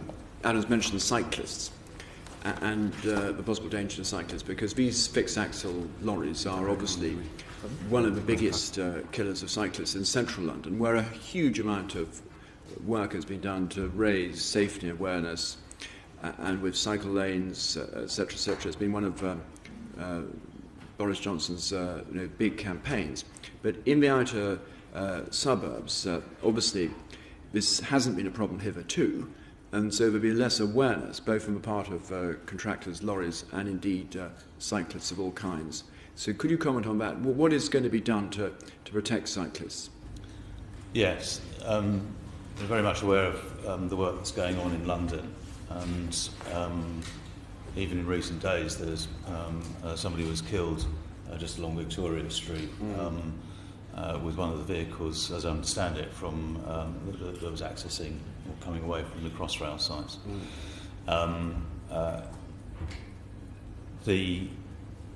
There are a lot of initiatives that we're looking at as part of our traffic management plan. And like what, for example? As I understand it, there's a lot of effort going into the vehicles with vision aids from the driver's side of things. There are audible sounds from vehicles, and there are more prominent signs to warn cyclists on the rear and front of vehicles to make sure that they are keeping distance away from them. The sort of accidents that have been seen and are shown on one of the photographs there, they tend to be these sort of turning movements where a cyclist has got caught between the pavement and the track itself, and it's a tragic event. I would say that I have to say that safety is paramount in the project. It's the number one thing in the project. It's something that is embedded in our culture. It will be embedded through our procurement. And we are looking at the London scheme, and we will apply these sorts of measures for cycling protection throughout the works as we're on the roads with these sorts of vehicles. So it's in the forefront of our mind.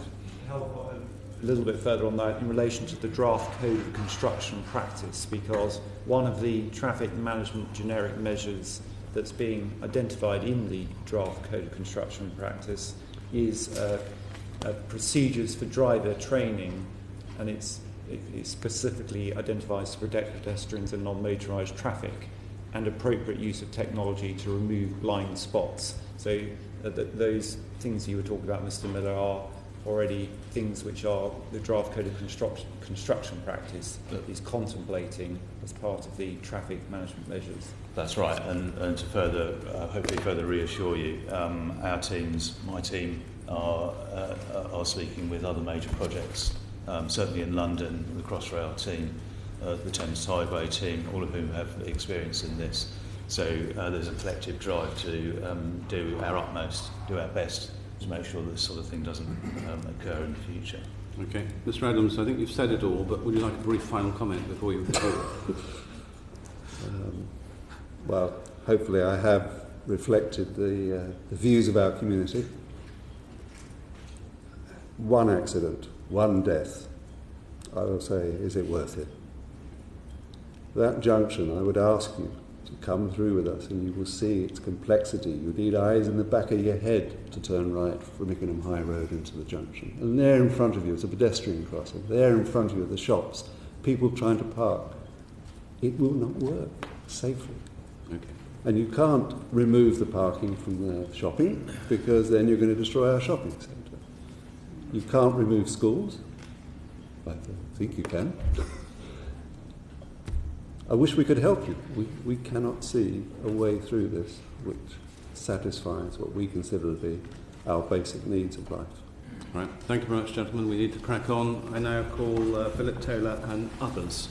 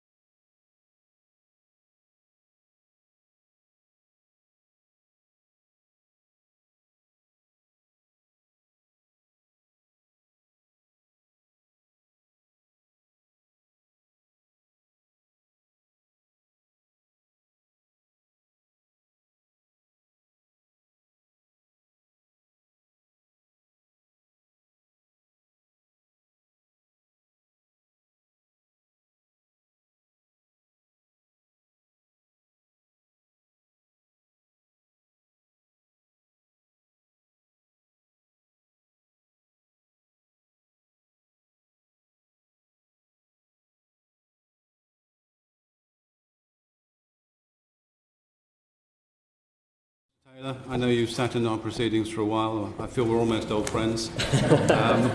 And you know the form. If we could sort of make some progress through your slides. Yeah, we'll do. Thank you. I've been here so often, I'm used to the Jubilee Cafe open for a cup of coffee when I came, and it wasn't this morning, so we're all confused. Yes, good morning. My name is Philip Taylor. One of the fellow petitioners from, in fact, a different part of Ickenham is going to help assist as a scribe. His name is John Donovan. And I represent petitioners at West Ruislip. Strictly, we're not Ickenham, but we're very close to Ickenham, and we live in Ickenham Close and Ickenham Road. Next slide, please. So, since we will only really be affected by construction and not by operation, that's what I'm going to focus on this morning. I'm going to just go through a couple of specific issues about the current situation and the proposed construction, the traffic and the site at West Ruislip, and then talk about requested remediation. But first I'd like to correct a couple of errors made by the proposer. Can I have the next slide, please? We've seen the maps that come out, and this shows our location. You might be able to see there's a thick red line, which I've added, which is actually where a couple of the signatories to this petition live. They're actually out on Ickenham Road, and they're missing off all the maps that the proposer has produced. They have included a little service alley behind the back, but as far as I'm aware, only the council bin and recycling people go there. So we're actually out on the road. The second was that the PRD says that the entrance to our close is 70 metres away from the site entrance. No, we're less than 30 metres away. Having said that, next slide please. My wife and I have lived in Ickenham Close for over 20 years. We are quite active, getting out and about, both for work and activities in the local community. But we also spend a lot of time enjoying our house. Next slide, please. And our back garden, where we grow lots of fruit and veg and just relax. Next slide, please. As Brian just said, we have a representative mix of residents in the community. We have working families with their kids who do the school runs as well as going to work. We have a lot of working people who use both public transport and private transport to get to work. We have a number of retired people, and we have a few people who are quite dependent on carers who come in regularly to the close. The impact on this scheme on some of these people, well, some of these people, unfortunately, this is probably going to occupy the rest of their lives, and for some of the younger people, it's going to take up their entire formative lives of their youth and development. Moving on, please. Despite the fact we are actually in London Borough, we are less than 2 minutes walk from the countryside. The top left picture is across the golf course, which, whilst it's a golf course, is also very much a community area we get out and about. And the right picture is a newly refurbished footpath leading from where we live effectively down through to the River Pin and the wildflower meadows and that sort of thing. And this area is used a lot by the community to get out and about. And in fact, the environmental statement recognises that. It calls it an area of high tranquility. So I was a bit surprised to read, also in the ES, where it refers several times to aircraft movements overhead. And I wouldn't like anyone to think that we're living under a flight path, because we're not. We used to live under a flight path at Heathrow. We moved here to get away. We're actually to the side of Northolt. And the only fixed-wing plane that come across is an RAF training plane that flies a few times a month. We do get odd helicopters coming across. I would guess 1 or twice a day, maybe more if there's a VIP visit. So we're not in a flight path. Although, having said that, my wife said that on Monday, all the aircraft from the Magna Carta flew over the top of us. And in fact... Probably helped you with the freedom to come here today. Indeed. And in fact, it's not just me saying this. I actually did go to a flight checking website, and if you look where we are, there's a big ring round us, but actually we are in a very quiet area. In fact, in the summer, we often sit out in our garden till 10, 11 at night, just relaxing. And in fact, what we think is a very tranquil atmosphere, just watching the bats fly around. So, next slide, please. This is 10918, and it just shows the proposer's plans at our site. So we're in yellow, and the construction site is over here, and the red crosses show two entrances that will be used as access to the construction site. Next slide, please. So, looking on the right-hand slide is the existing hill lane, which will be widened to 10 metres, which I think can just about be fitted in between the fences. And on the left, where there's a convenient HS2 banner that I put there so you might identify the place, there will be a new entrance. There is actually a dropped curb there, but in the 20 years we've been here, there's never been any access. So they would come out of these entrances and turn right up onto the bridge at West Ruislip. Both of these entrances will have traffic lights, which I'll come back to later. And in implementing these entrances, the proposer has said that they will limit road closures to overnights and weekends where practical. So I would hope there'll not be too much disturbance, but some.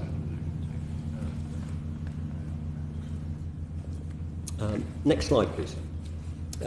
So just a quick view of the current traffic site, and I'm sure you will see lots of photos, but just specifically about West Ruislip. Next photo.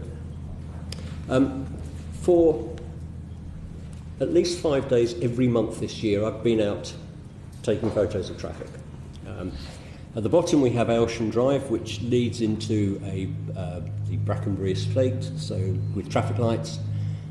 There's West Ruislip Station, ourselves, Lysander Road, which is a T-junction leading into a state and is also in a rat run. And at the top is the White Bear roundabout, which I will come back to. So next slide, please. Well, you won't be surprised to see lots of photos of traffic, but what I should stress is every one of these photographs was taken on a different day this year, and I've limited myself to the operational hours, the 8 till 6, and they're taken, most of them during the rush hours, but some during the day.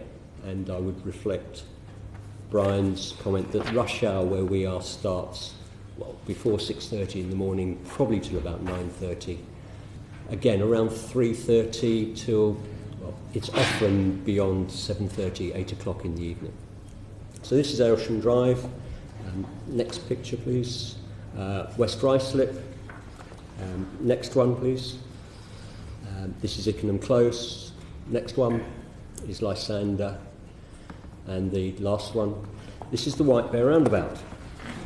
Now this is actually quite key because the White Bear roundabout is a pinch point. We have three roads coming in effectively from the north to feed into Ickenham Road. And when the traffic backs up from us at West Ruislip and reaches that roundabout, it all seizes up, it cascades. The roundabout seizes up, traffic just gets stuck as cars try to manoeuvre through, and not always very patiently.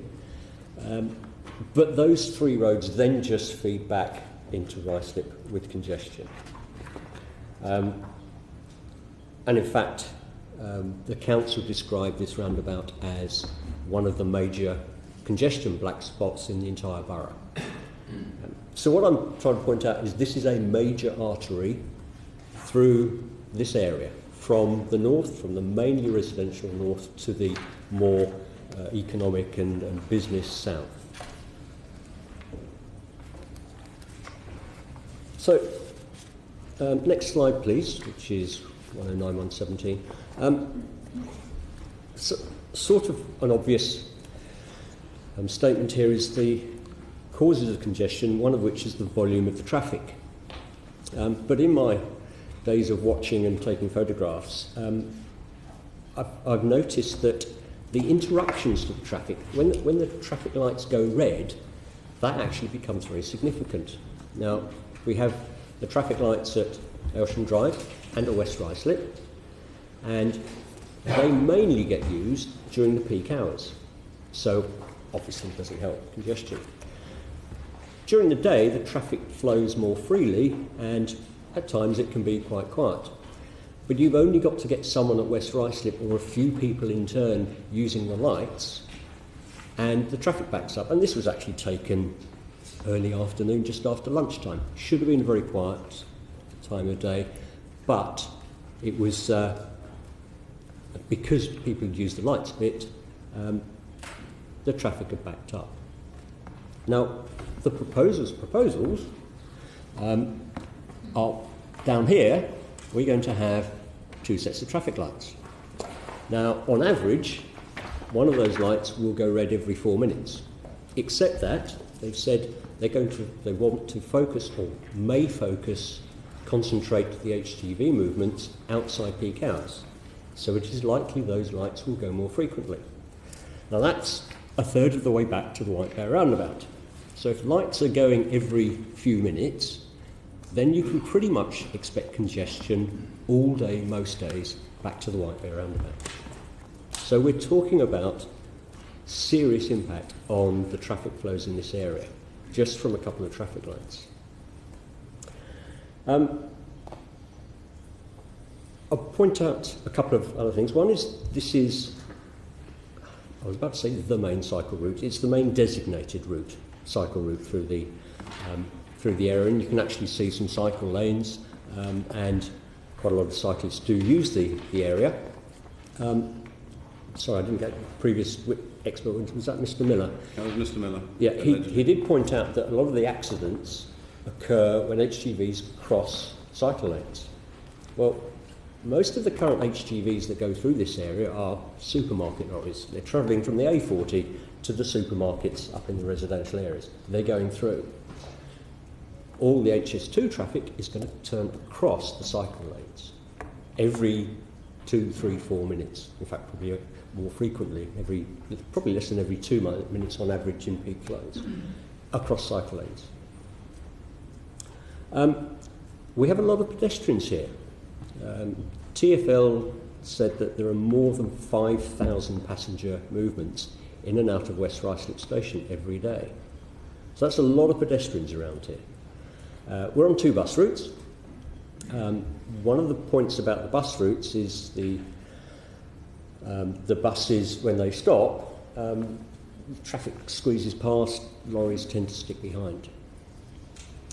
And it's the main route for emergency services through the area. They already get somewhat delayed. It's not going to be helped by having more and more delays in construction.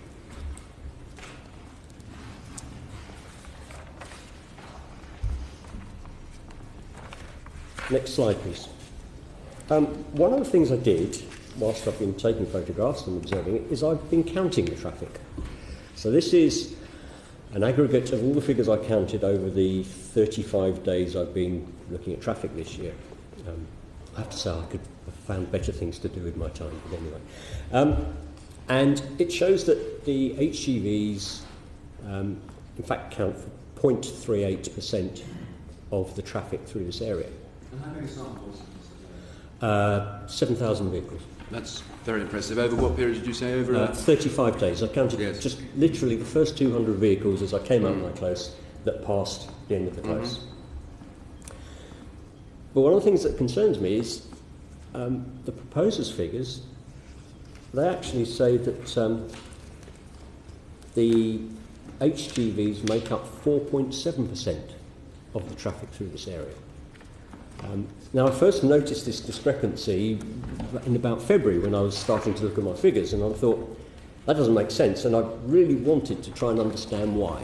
So I asked for access to the source data, and eventually, about 3 or 4 weeks ago, I got a note to say it was measured in June 2014. So I have no idea why my count over 35 days should be different from theirs. But the key point is that their figures say that the HGVs that they're going to introduce at the site will make up a 35% increase in the proportion of HGVs in the traffic. But if their baseline figures are a factor of 10 out, then all of a sudden we're not talking about 35%, we're talking about 350% increase in HGV movements at West Ruislip. There's plainly something wrong here. I would have loved to have got to the bottom of it, but I didn't.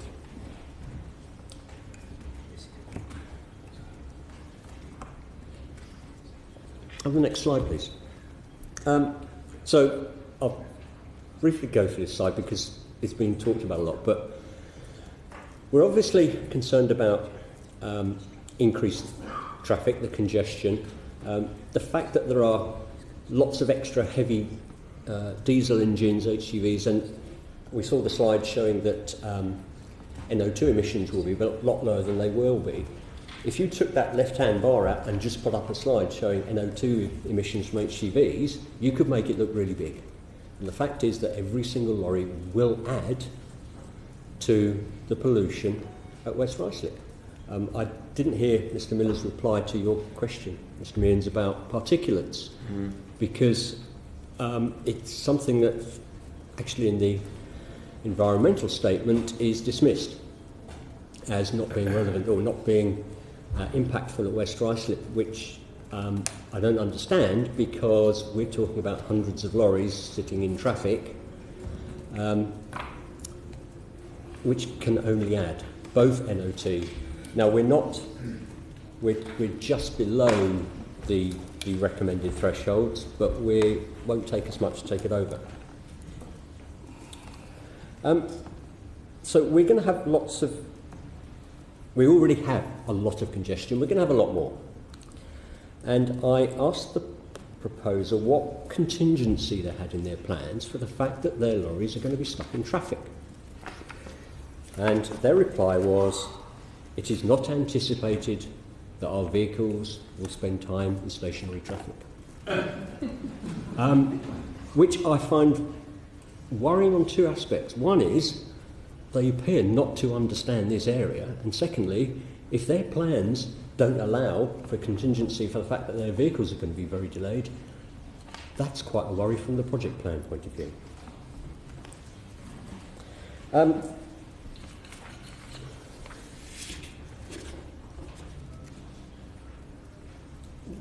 I won't talk about pollution anymore, but there was one point in the ES where it describes the noise increase from lorries and their vehicles as being fairly minor. In fact, just a 1 dB increase, which is not that loud, which didn't make any sense to me until I realised they were averaging it over 24 hours. If you stand next to a pavement, and we tried this test only recently, you stand where we are and have a conversation on the pavement. If the lorries go by, any lorry goes by, you have to stop talking. We're going to get lots of lorries affecting people, the users, the people who live there. There must be an increase in noise.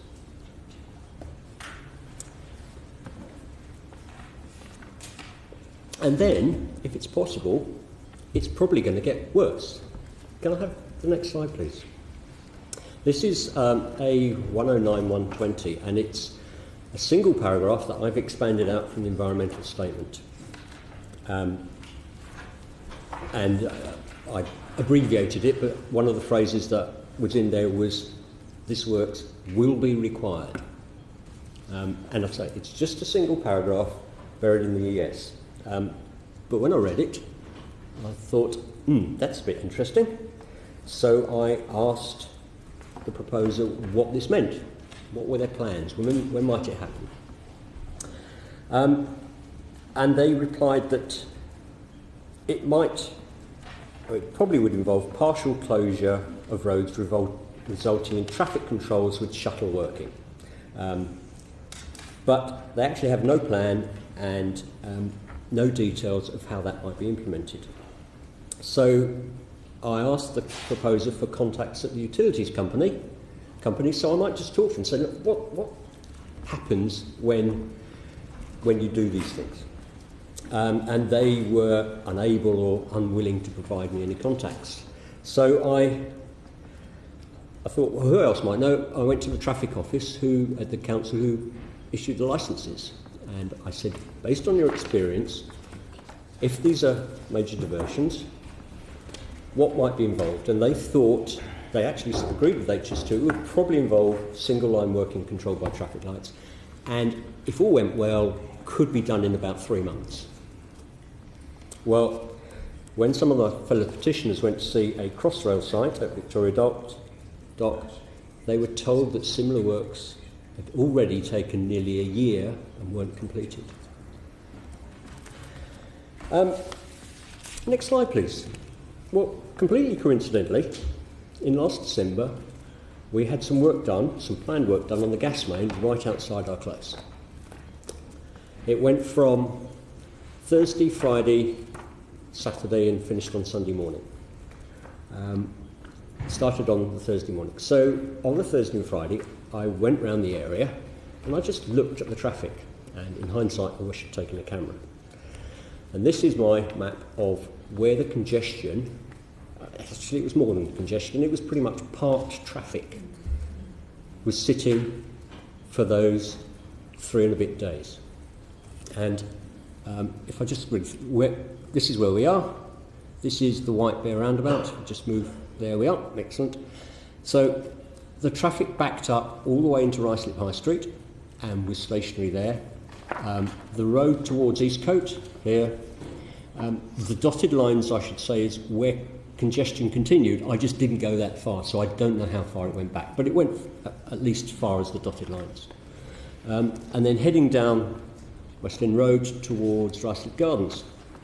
Now, I haven't put it on this map, but one of the fellow petitioners who lives in Ruislip Gardens said that on those, particularly the Friday and Saturday, the traffic backed up from the Polish War Memorial on the A40 all the way back to Ruislip Gardens, which I guess is 2 or 3 miles. Coming the other way, I didn't even bother to fill in the rat runs in Ickenham because I don't know them all. Probably should find out, but anyway. It came, the parked traffic pretty much came back all this way. It certainly went back onto the A40. And I spoke to a driver who'd left the A40 just as he was queuing at the lights at West Ruislip, and he said it had taken him more than an hour to go that distance. Now, I don't know when in the entire programme this work is planned to happen, because I don't know that. But at some point, this is planned to happen. And by the way, this was just at West Ruislip. Those same works are expected at Breakspear Road South and on West End Road. And the best estimate we have at the moment, if it all goes well, is 3 months. The worst case could be a year, where this area effectively shuts down. Now, after coming here on Monday and seeing so much emphasis on costs, I tried to do a little calculation on the economic impact to people in this area. And even using very conservative figures, I was rapidly heading up to £100 million just for this utilities, which is a single line in the environmental statement. At which point I stopped because, quite frankly, it needs a far more rigorous assessment than I can give it. But fundamentally, this is a huge issue that hasn't been addressed anywhere. I don't think it really appears in the council's plans or their assessments because, quite frankly, it doesn't appear in the proposer's plans anywhere. So this, for me, is actually a huge issue that, despite requests to discuss, hasn't been discussed and could be a major problem. Could be, will be a major problem. Now, it may be there's a way around doing this that can avoid this, but at the moment, there is no plan to avoid this complete closure of the area for months. I think I've said enough about that. Moving on, please. You've seen this photograph before. It's the construction site montage from West Ruislip Bridge. And the proposer does accept it. It should have shown the conveyor belt, light railway structure going in the distance. And actually, it doesn't look too bad. You know, you've got a couple of storage containers, a few lorries, a couple of small cranes and things like that. And that is why a number of my fellow residents have said, oh, it's not going to be too much of a problem. It looks not too much of a problem. Well, I describe this photograph as the celebrity airbrush version that might go into a glossy magazine, because, of course, the reality is very different. Have the next slide, please. These are just some photographs from the Crossrail site, and maybe the next one. And this effectively would be looking back to West Ruislip Bridge, looking into the tunnel entrance. So even now, once, and this is after they've dug the cutting, the hole in the ground to have their tunnel portal fitted, we've still got major bits of construction equipment. Next slide, please. And massive structures and cranes. This is a massive industrial construction site. Huge excavations, enormous structures, huge numbers of workers, and pretty much has been poo-pooed as a nice, actually it's going to be all right, chaps. It's not. It's going to be horrible.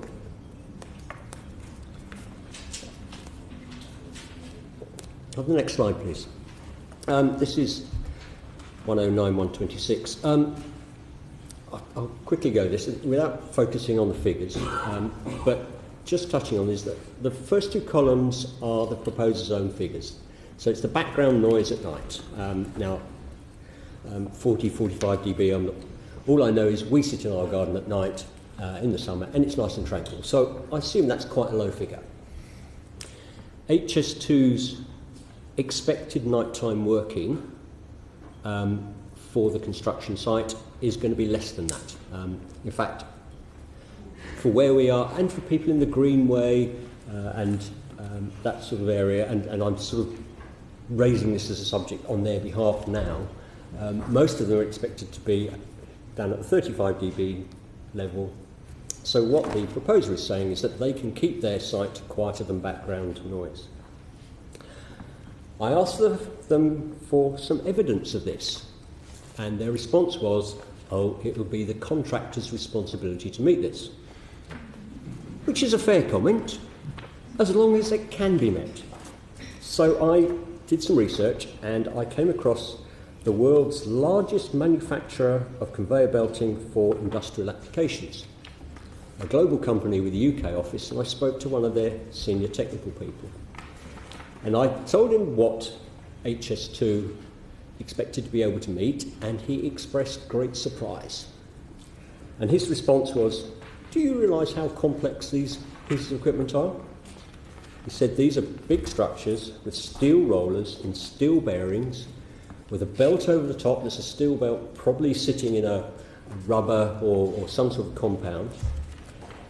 They'll have drivetrains, gearboxes, motors. He said they are very noisy. And this is the 80 to 90 dB is the figure that they've measured for their belts for what he thought would be appropriate for this situation. The difference between the two figures is one is if it's working very slowly, and the one is if it's noisy. I asked him how you might get down to the level, and he said, well, of course it's possible. He said it's not possible with a normal covering structure. The normal sort of covers you put over these things, he said, would not suffice. He said you would need some sort of structure that has very heavy acoustic lining, that is specially designed, possibly hermetically sealed, to get down to those levels. He said they don't supply anything, and they didn't actually know of anyone who did. And he's not aware of any project in this country where that sort of level of noise reduction has been met. Now, I know conveyor belts are used on other sites, but on the whole, they are not in residential areas with people that are proposed to operate 24 hours a day, 7 days a week, for years, in densely populated areas. And I would ask this committee to ask the proposer to get some real solid evidence that they can meet this noise reduction figure. And this doesn't even take into account things like the water pumps and the fact that people will be there working on site. Are you going to tell the workers never to speak? Are no vehicle movements ever going to happen on site? You know, this for me is a very serious concern, and at the moment the proposer's only response is to refer me to the Code of Construction Practice, which of course doesn't actually talk about anything like this, or to say their subcontractor will be responsible for this.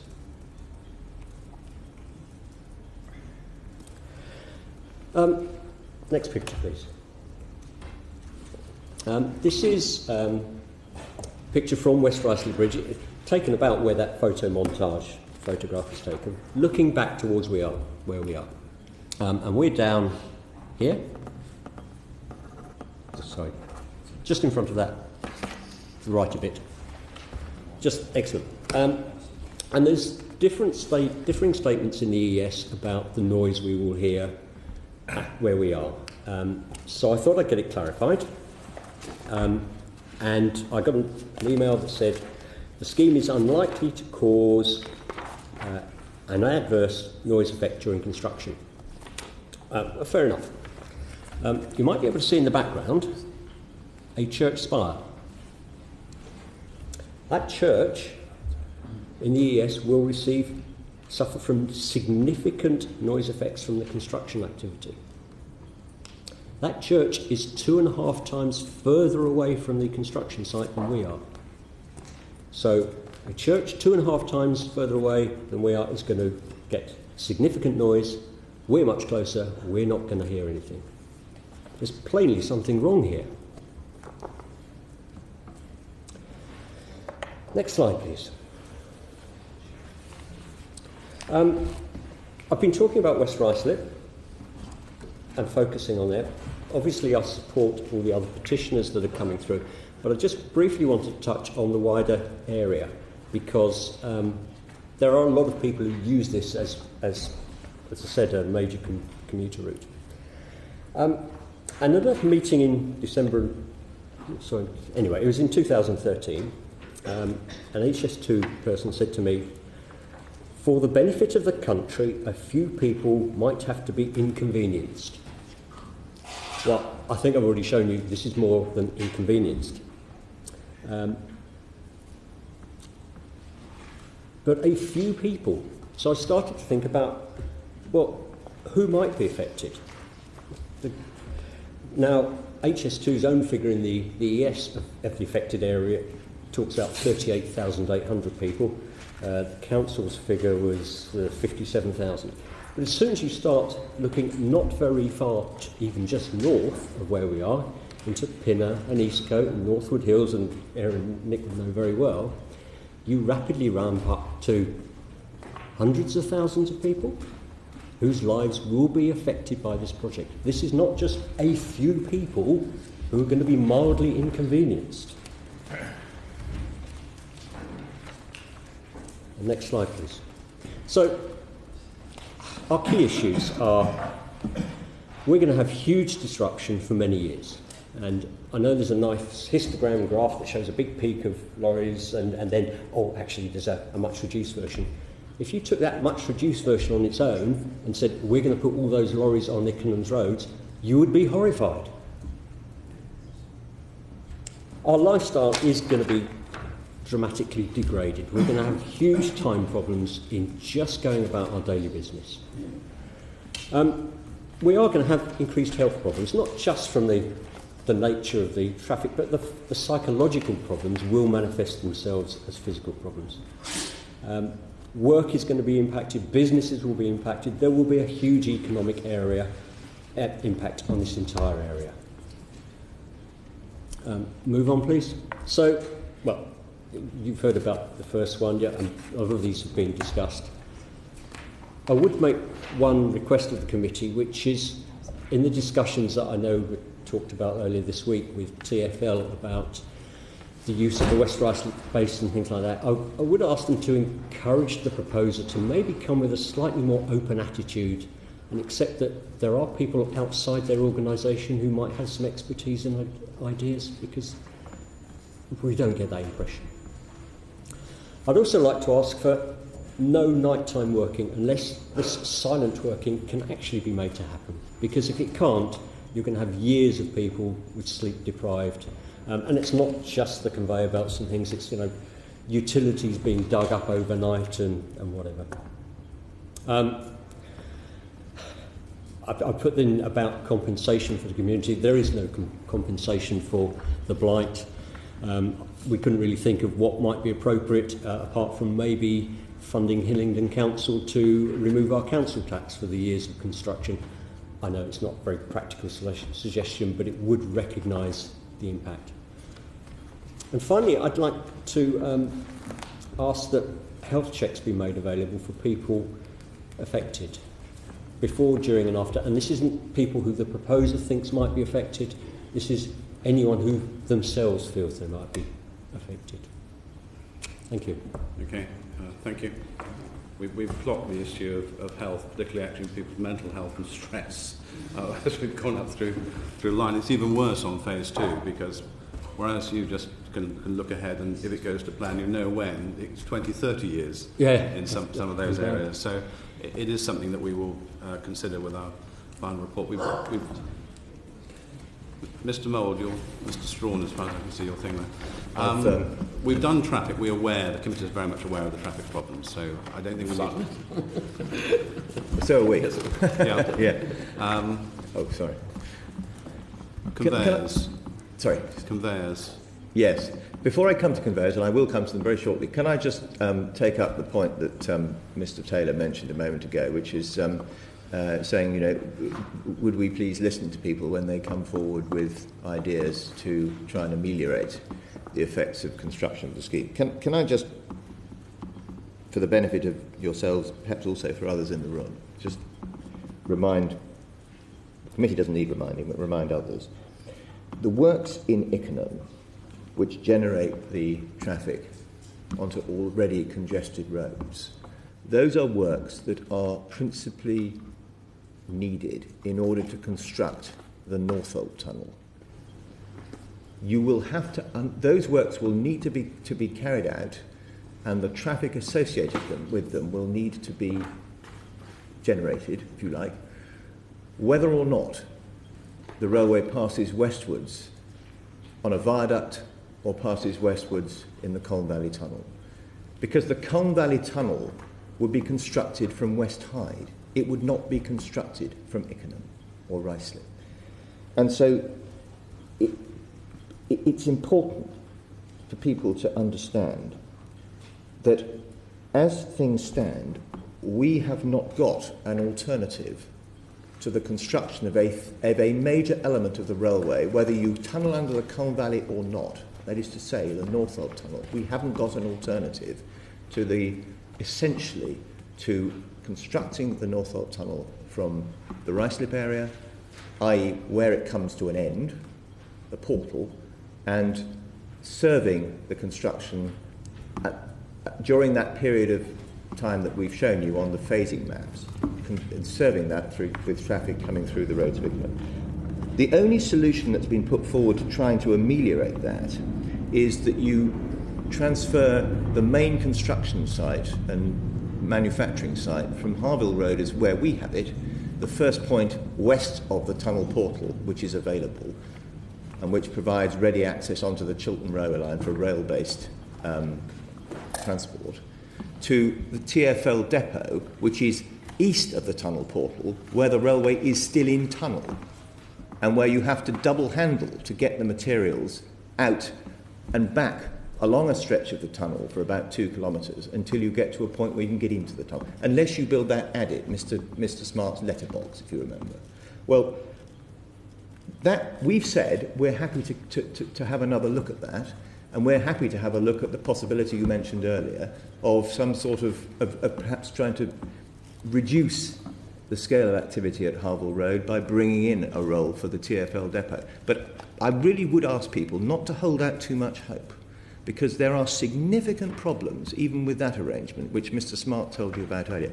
And we will readily listen to anybody who comes forward with a sensible way of dealing with those problems. But as yet, Mr. Blaine didn't have an answer when we heard from him on Monday. We haven't had an answer to our concerns from TfL. We've told them about these difficulties. They've written a letter to the Secretary of State saying our initial investigations say that the TfL depot would work. But we haven't seen anything that tells us how we could overcome these practical problems. So we are listening, and if people want to come forward with practical, workable solutions, we will work on them with them. But as yet, we haven't got anything, and that's why we're where we are. But bear in mind that unless something comes forward, all you do by transferring the construction of the Northolt Tunnel from Harville Road to the west to the TfL depot at West Ruislip, all you do is you shift the traffic a little further eastwards in Ickenham. You don't get rid of the problem, you just transfer it to other roads in Ickenham. And actually, in this case, you probably create more traffic on the Ickenham road because you're shifting the pattern of traffic away from Harville Road and towards this gentleman's locality. So what this means is that to spend £500 million, or whatever it may be, on a Colne Valley tunnel, from the perspective of trying to relieve the effect of constructing HS2 on Ickenham, is literally a waste of money, because it won't relieve the problem. The problem will remain because it's to do with the construction of the Northolt Tunnel, which is common to both the viaduct scheme and the Colne Valley scheme. I hope people would recognise... Sorry.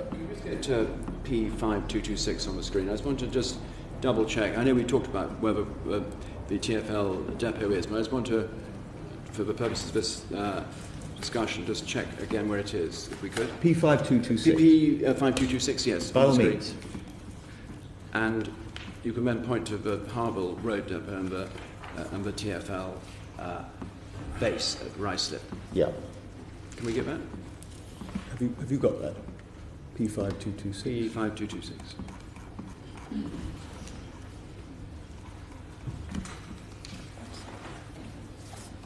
Mr. Bellingham, would you mind if I just hold something up? Would that That serve would do your the trick. purpose? Yes, Let's yes, see that if would we do the can trick. get that one. That would do the trick 62 equally well. 62503, Bruce, if you have that. It's the Hillingdon pack. I think we're delving back into exhibits from a couple of days ago, which are somewhere we got it.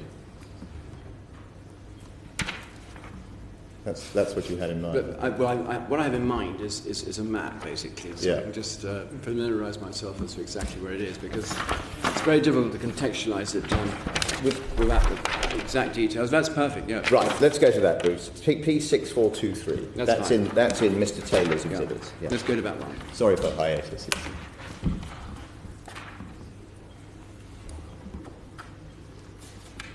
There we are. Yeah, indeed. We can just point to... Right. So, the Harville Road main construction site and segment factory is where I have got the cursor at the moment. Yes, it's almost where the proposed route diverges from the Chiltern line. There is the Chiltern line. Yeah. There is. You can see how we have taken account of the ease of access onto the existing railway line for transport purposes. There is the portal of the Northolt Tunnel, and we have a satellite work site that Mr. Taylor showed you on a photo montage a few moments ago. And here is the TfL depot, and this is the area which is being suggested for... So it's just above that school, isn't it, if I recall correctly? Yeah. Yes. Yeah. So that gives you... I'm grateful, Mr. Bellingham. That gives you a broad sense of the geography. Yeah. No. We have been there before, but I just wanted to familiarise myself on it, and I would imagine the people in the audience would also appreciate that as well. Thank you. But West Ruislip is next to a line with the RAF base around the other side and fewer houses next to it. Yes. I'm sure there are certain advantages with the Ruislip site, but the key problem, as you know, sir, is the practicability point. But as I say, we are open to further consideration of that, and it would be very helpful indeed if we could have an answer to those difficulties that I've already canvassed with witnesses. Now, the only other point on that was to say this.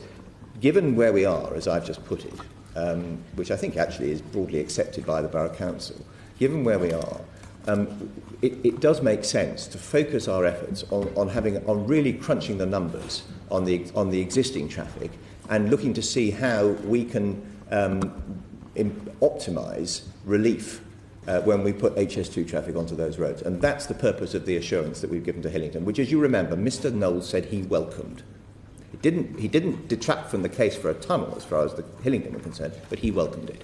And that's what we're going to do. And we're going to get back to you on that as soon as we can, so that people can see. Now, can I then just turn to the points raised by I should say, those points I've made cover utilities, because the utilities works that you were told about by the petitioner, those are utilities works related to the Northolt Tunnel. And they are in there out of caution. We don't, at the moment, know enough about the presence of existing utilities under the road network in Ickenham Road and so forth to be able to say with confidence that we can build the tunnel as it rises up to the surface under the Ickenham Road without affecting some of those existing utilities. So we hope we won't have to. It's a cautious prediction which hopefully will be reduced as you get into the detailed engineering. Quite so. Tested what's happening. And it's the sort of thing that is going to be central to the engagement process that will be part and parcel of the local environmental management plans, the LEMPs, which the local community will have a stake in through their local authority and through their action groups and so forth. That'll be something that we'll obviously work with them to try and make sure that we don't have wholesale digging up of the Ickenham Road for months and months whilst gasworks are being done. It doesn't help us because we've got to get along those roads to build this railway just as much as they've got to get along those roads to get to work and back and so forth. It has to be said, though, trying to organise the utility companies to do work at the same time in the same place is a bit like herding ferrets, isn't it? Well, far be it for me to comment. But in this case, I have given an undertaking on behalf of the Secretary of State. You'll recall from day one, it was some time ago now, if you remember, but day one of this, I said that the Secretary of State undertook that in relation to planning powers, he would secure compliance by the utilities companies with the requirements of this bill and the exercise of their powers. And so there is a little bit more of a opportunity to improve the herding aspect that you've just mentioned. I've got a great deal of respect for the Secretary of State. I get on with him really quite well, but I hope it stays fine for him, basically. Yeah. Well, experience with other schemes where this has operated has been reasonably successful, if I may say so. Anyway, the next question was... Just for the record, Mr. Mudd, the list that Mr. Taylor put didn't actually include communications cabling as well. Yes. It's a range of... There's a range of utilities. At that point. Yeah. Now, I've done exactly what an advocate shouldn't do, which is my tribunal poses a question about conveyors, and I've spent 10 minutes talking about other things. So I thought two key points Mr. Taylor made, yeah. Apart from the general points we're already aware of, was the multiple traffic lights on the road, which clearly are going to cause a problem. And I thought that his point about conveyors, which may or may not have been right, but I just think we ought to hear something about that. Yeah, let me deal with that then. So if we can put up one of his pictures, I think it's A 1098 26.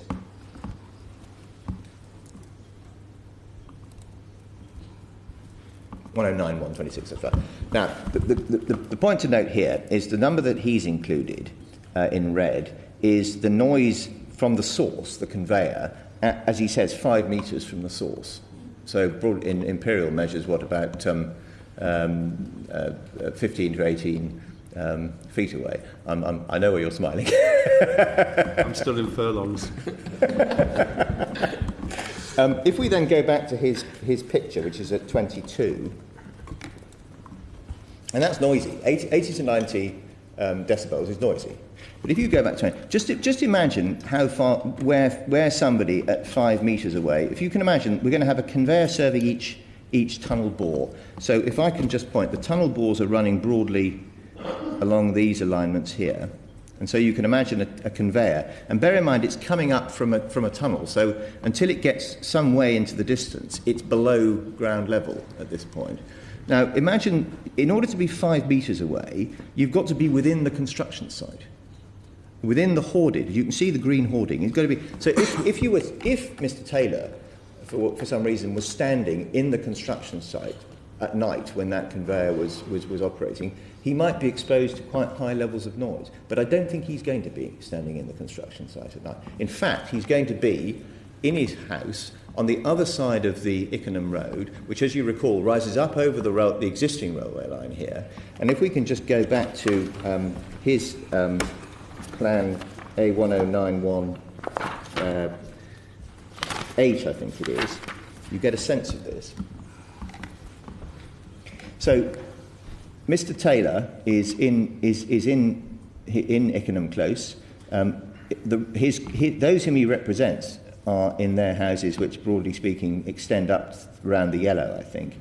And the conveyor, at its closest point, is where I'm now pointing now. At that point, it's relatively down. It's down below the ground level. It's being shielded by the hoardings around the site. It's being shielded by the casing which will surround the conveyor. It's being shielded by the road and the topography as it rises up over the railway line.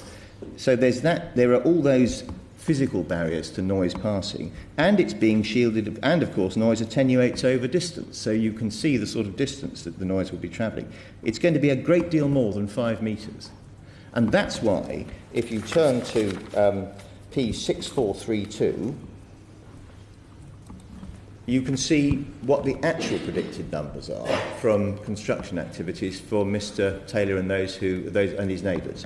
And you can see that the actual numbers are where the cursor is now. The nighttime numbers are at those sort of levels. Construction noise at receptor, that is to say, at the point at which it's being experienced, rather than the point in which it's being generated, is down around 35 decibels or below, as against an existing or a predicted existing nighttime level, where I'm pointing now, of around 42.5. So, by the time that noise has travelled through that distance and through those barriers, anything that's left over of that noise when it gets to Ickenham Close is well below the existing nighttime noise levels. And that's then reflected on the next page, P643233. And as you can see, we've got construction assessment, and you can see the comparison of noise levels for day, evening, weekend, and nighttime. You compare the existing on the left-hand column and the construction noise effects on the right.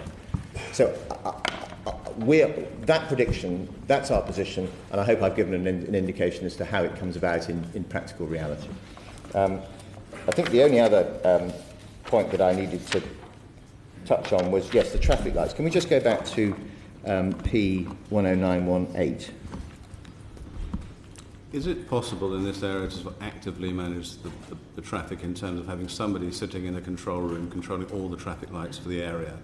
And so in certain areas, so otherwise you're in a situation where you've got things mechanically or electronically set, apart from when people sort of push the button to go on a crossing. But I actually do think you may have to consider that sort of management.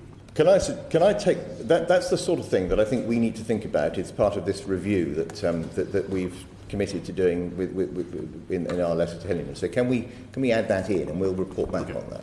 Can I just so the committee's clear? The traffic that's coming up the Ickenham Road on the green line is coming to and from the satellite work site that you can see outlined in brown, the one we looked at on the photo montage a few moments ago. And it's got to get in and out of I think it's the golf club car park, if I remember rightly.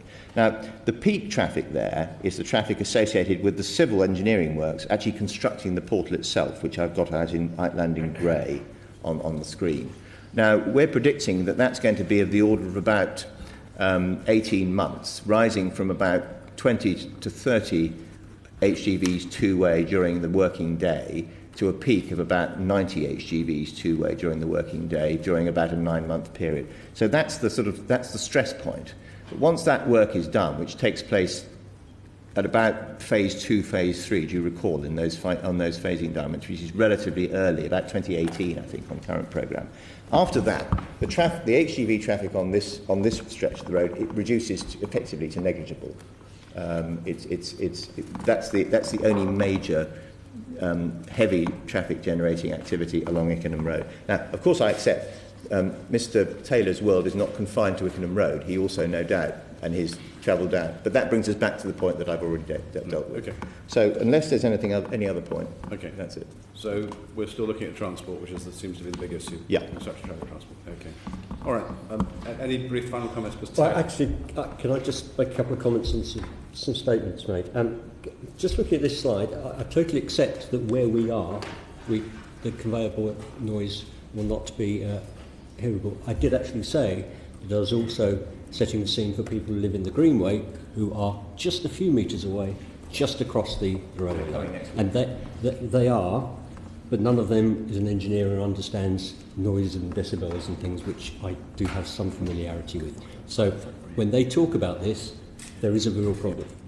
The second comment you made was that the utility works are needed as the tunnel rises to the surface.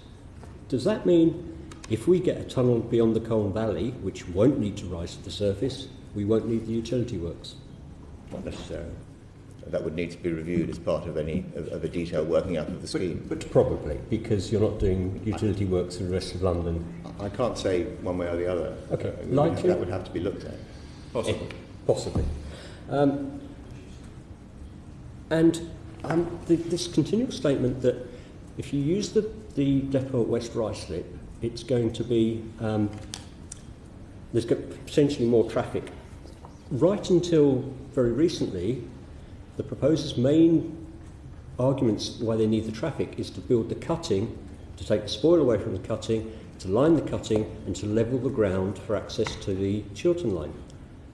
We don't need the cutting, we don't need to level the ground, and there is already access at the Chiltern line, which can be used for getting materials in and out. So I have to say this continual, it'll be worse if we move to the depot, I find confusing. Is it... The map, sorry, that was just up earlier that showed the broader area, that showed the depot. Is that possible? I'm not sure the number. That was, Yes, this one. Just a quick thought, and I'm not trying to design this here, but if we're here, right down through Northolt Aerodrome, there's a direct line to the A40. Has anyone looked at just asking Northolt whether they can run a road across the end of their aerodrome and take everything out, which would eliminate the need for all this traffic through Ickenham and Iceland? It would save you a huge amount of costs. Should I just deal with that? We haven't looked at it because we don't think that that's the solution to the problems that we have with using the Ruislip depot. But if TfL want to come forward and suggest a way of resolving that issue, as well as the other much deeper concerns that we have about this depot, then obviously, as I've said earlier, we are in listening mode and we will listen to them. The committee has raised it a few times whether or not one could pinch a bit of the aerodrome to put in a road through the back. And don't know whether it's possible, but I think one has to think a little creatively given the problems. Okay, and that reply just reflects my request for them to perhaps be a little more open. I do have three brief concluding remarks. Okay. The first is, in bringing this together, I've tried to maintain a fairly professional, calm atmosphere, attitude, but I'd like to emphasise that me, along with lots of other people, we are actually extremely distressed about this whole plan. I'm also concerned from a professional point of view. I didn't realise we had so many people who run major projects, but I've done that in the past.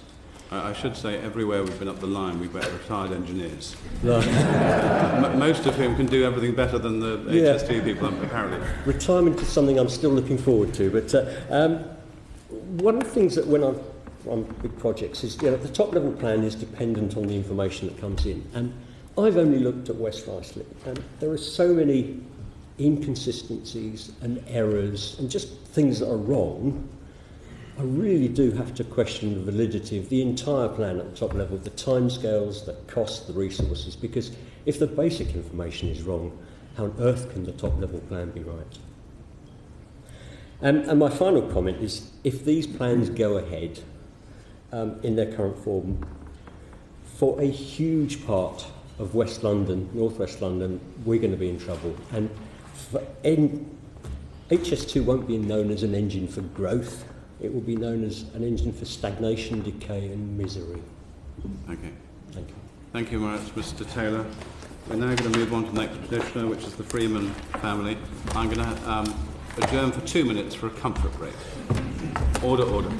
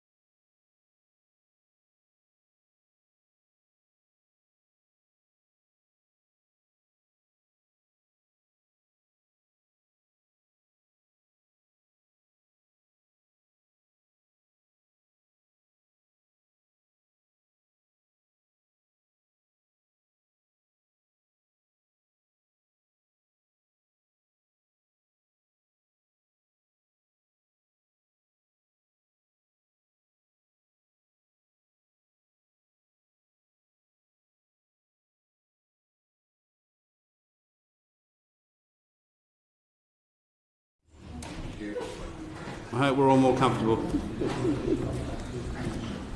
Mrs. Freeman. Hello everyone.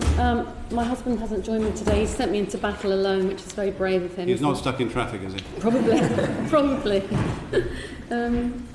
Okay, can we have the first slide up, please? I haven't actually attached the map of my location, but it is P6435, if people just want to make themselves familiar with where I am. Just seen it, yeah. Yeah, sure.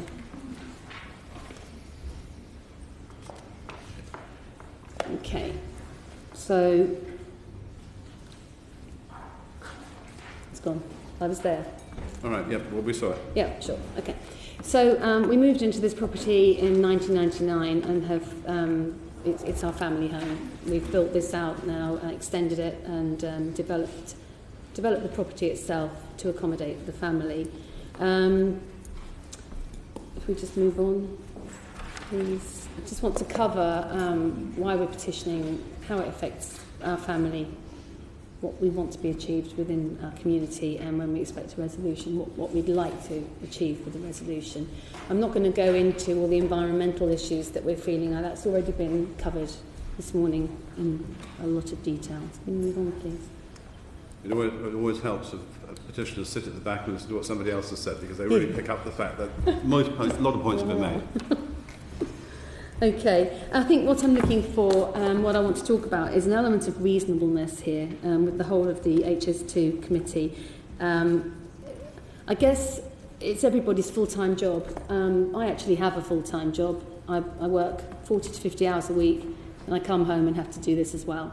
So this is really heavy going and taking up a lot of our, not just mine, but everybody in our close, a lot of the relaxation time we have. So I just would like that noted, really. It's not my full-time job, but it's fast becoming a full-time job. My garden is... Can I go on to the next slide, please? My garden is safeguarded. I feel that choice is being taken out of my life, in as much that the tunnel is going to... be going under my back garden. Now you can see from these photographs the proximity of my property to the end of my garden. And from what I believe, I don't have exact figures with me, forgive me, but at full depth I believe the tunnel will be 30 metres. At this depth it's going to be between 9 and 12 metres, which means it's coming up under my garden. Now, if the length of that garden was 120 metres, feet, whatever, it wouldn't be an issue. It would just be a little bit off the end of the garden and we'd all be sleeping at night. But this is going to be very, very, very close to my actual home. And in doing so, not only, I don't know about the vibration side of all of this, but it's very close. There could be elements of that. But the value of the property will be affected in a great deal, because the size of the property in relation to the size of the garden will be disproportionate. So I'm seriously affected there. I'll just take a little check here. Okay, let's just move on, please, if you don't mind.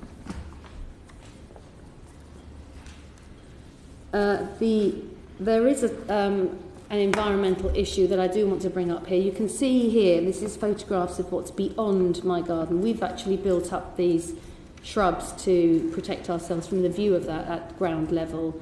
When we moved in here, we had the trains behind us, which was absolutely fine. It was quite charming in many respects from then. But since then, it's become almost, well, there's a skip hire in the back corner. It's quite difficult. So we've built all of this up. Now, the other thing that I want to bring to attention here is that when there's any work on the Chiltern lines or on TfL, there is a significant increase in vermin. Significant. Now, people are dealing with that in many ways, putting poisons down, whatever they need to do. It's actually killed my cat. I've got 2 dogs, and as adults and human beings, we can work to make sure that we're safe in this kind of situation, but you can't always watch what your pets are doing. So I'm very fearful of what is going to happen as a result of tunnelling. additional work going on in this area in that respect. Can I move on to slide 6, please? The greatest effect here for my family is stress. It's stress for the unknown and stress through the loss of reasonable freedom to movement. I'm just wondering if there is a health and welfare officer attached to the HS2 committee at all. I don't know if there is, but I feel that it's fast becoming something that is needed for people's welfare and well-being. Can we move on, please? This is a photograph of Crossrail, and you can see we were told when we went for a meeting a few weeks ago that it would be very small and you wouldn't really see a lot. You wouldn't see, hear, or experience very much. But going back to photographs that Phil had up, it's expected that the tunnel is actually going to be bigger than Crossrail. So I can't see that there would be anything that wouldn't affect our senses. All 5, in fact all 6, if you consider well-being as a sense. So, slide 8, please. What I need to achieve here is to simply be able to get on with our lives with the freedom that is normally afforded to people. And I want to work out and try and understand what level of compensation would be available to us, what timescales, and freedom to move without personal loss. Currently, we've had our house on the market, 3 to 4 years ago, just as this was all announced, we had our house on the market. It fell through, and it fell through again on 2 occasions. We've now put it back on, and the hit that we could potentially be expected to take is not acceptable. That could be a deposit for my children, for a property to put them on the property ladder, and I don't feel that it's fair, right or just for anybody to take a hit to that extent when they've worked really hard to build up their personal environment. Can I ask this thing, just looking at the map? That's P6446. Presumably the houses either side of you are equally affected, are they? They are. There are 8 properties along that back line. Right. So we're talking about, you're 42, aren't you? Yes, so does it go consecutively round? Pardon me? Did your numbers go consecutively round? Yes. Yes, as they do in most closes. So we'll be hearing from them as well? No. I did a little bit of research, actually, to ask them why they didn't petition. And I only really got an answer from a couple of them because the rest are rented properties, other people working abroad. Right. And really, they felt that they were fighting Goliath. That was. Okay, thank you. Mr. Walden. We wrote to P64701, if I can, very quickly. We met with Mr. and Mrs. Freeman on the 4th of June to discuss their concerns, and we wrote them a letter on the 16th of June following that meeting, and that letter largely speaks for itself, but and I don't want to read it out because I'm conscious of the time. But essentially, the position is this. The property, we do not require, we don't need to carry out any works in Mr. and Mrs. Freeman's garden.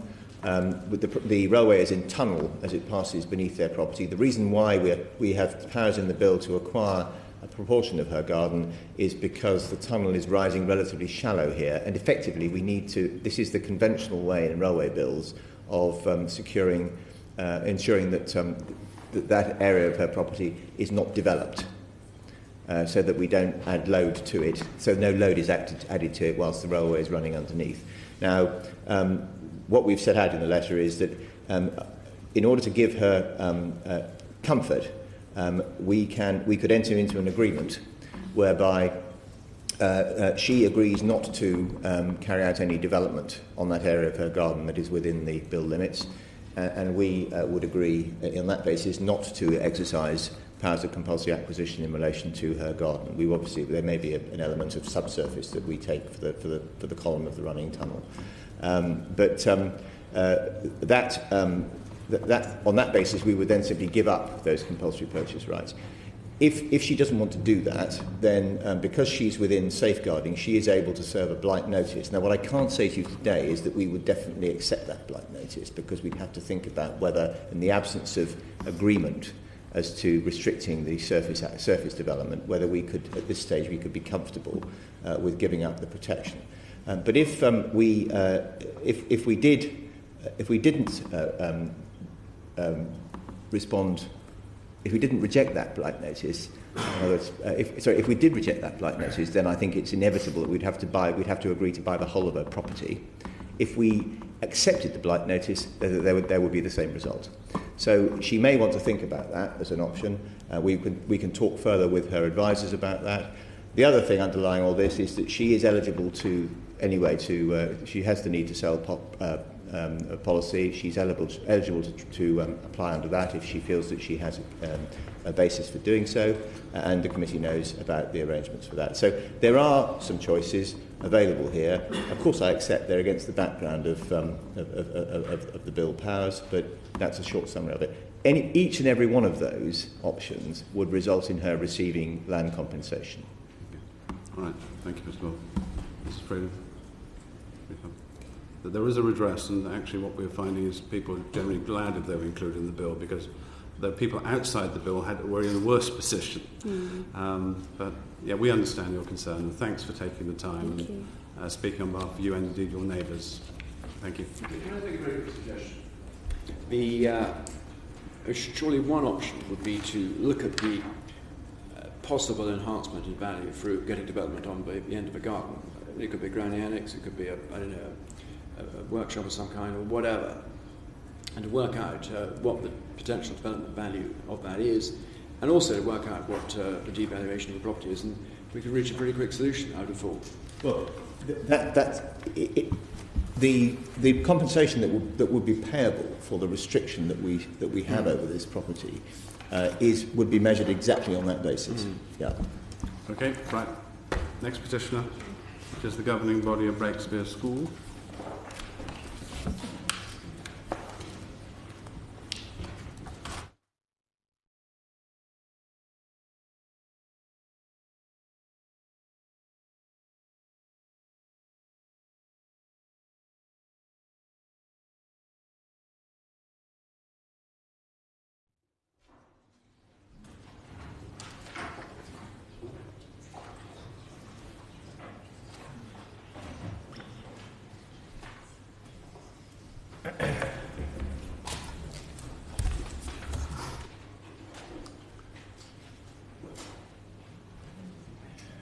Now, we are a little constrained for time, and a lot of the slides relate to traffic, and we know a lot about the traffic issues. I understand the concerns that the school will have. The clerk did say to me you had a number of concerns and questions which you feel have been answered by HS2. Would you prefer to concentrate on raising some questions, which we can try and get answers to in the time we've got left, or would you prefer to go through the slides? Because the problem is, if we go through the slides, you might not get answers to your questions. Okay. No. Sorry, I thought there was someone else coming on between me and Virginia. I'm not there.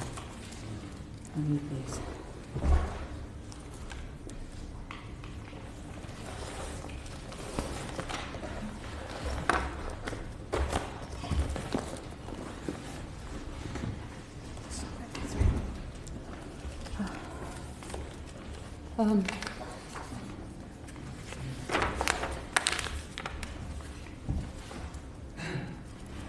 Yes, I'd like to start with slide A1101, brackets 2. Yep. It's relating to the route that was suggested for the lorries that couldn't get under the Breakspear Road bridge, and to go around via Ickenham Road, Swapeleys Road, Ickenham Road, and named the A4180, and then Berry Street and Breakspear Road again. Now, it's the only road that is numbered anywhere, but that is actually Ruislip High Street. And it seems to us that they avoided using the name Ricehead High Street so people didn't pick up on this, that it was a major congestion point. Also, they never produced a map. I've produced this one showing where this goes, but HS2 have never produced a map of where the oversized lorries should go.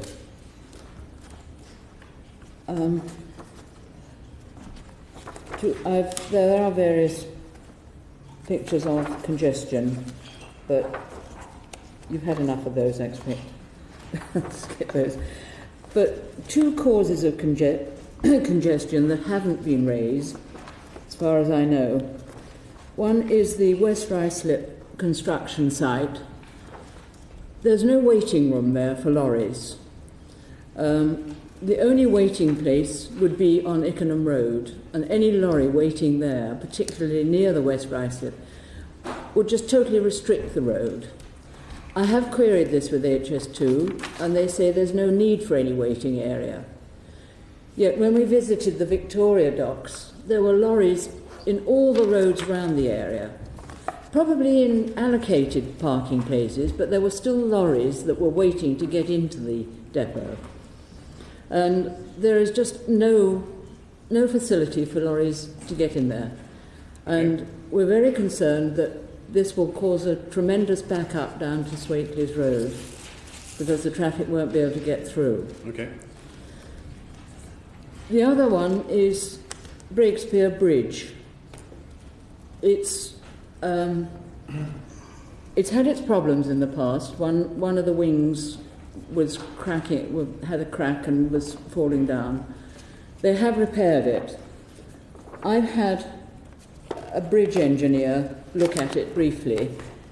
He's away on holiday, so he was not able to come to expand on his report.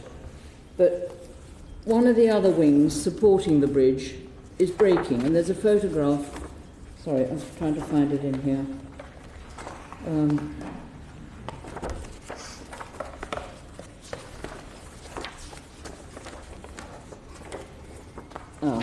Yeah. Yeah, I think it's up. No, it's not that one. Is it not the one on the screen? Not that one.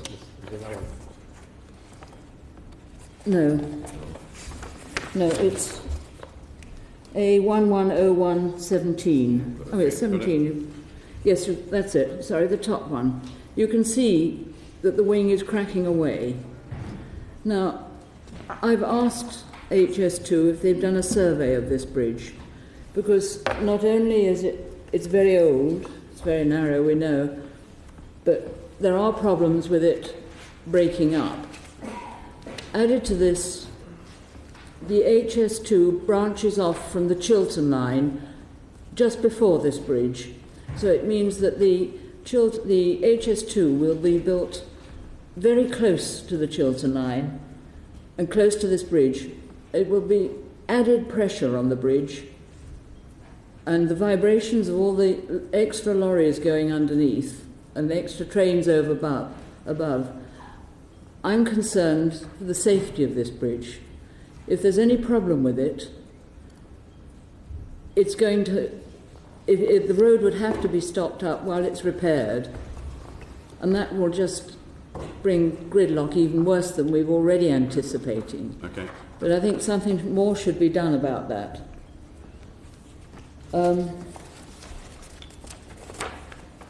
Sorry.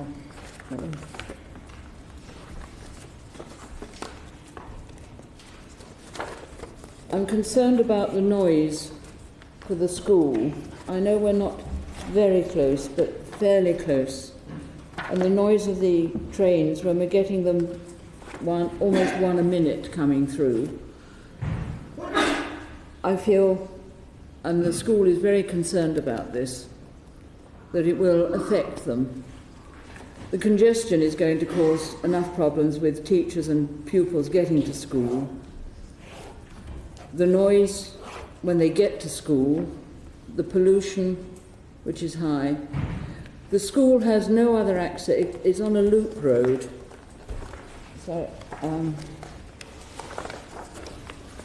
There is a map of it.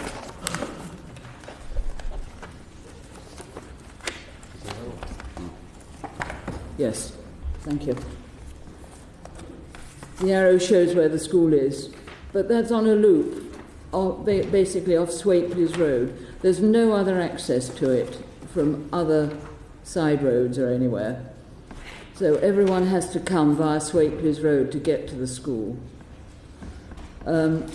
It's fairly close to the railway, and we are fearful of the noise. There's talk of noise barriers, but they're 10 and 15 foot high. If they're effective, they're going to be a blot on the landscape, to my mind.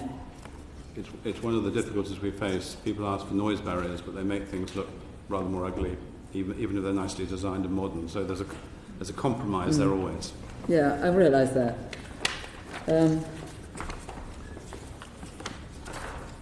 Sorry, am I... Shall we get Mr. Mould to answer those first 3 points? And if you've got any further point to raise, then you can have a look as he's answering those points. Okay. Are you all right with that, Mrs. Hobday? Yes, yes. All right. Lorries parking on the road. Yeah, A10112.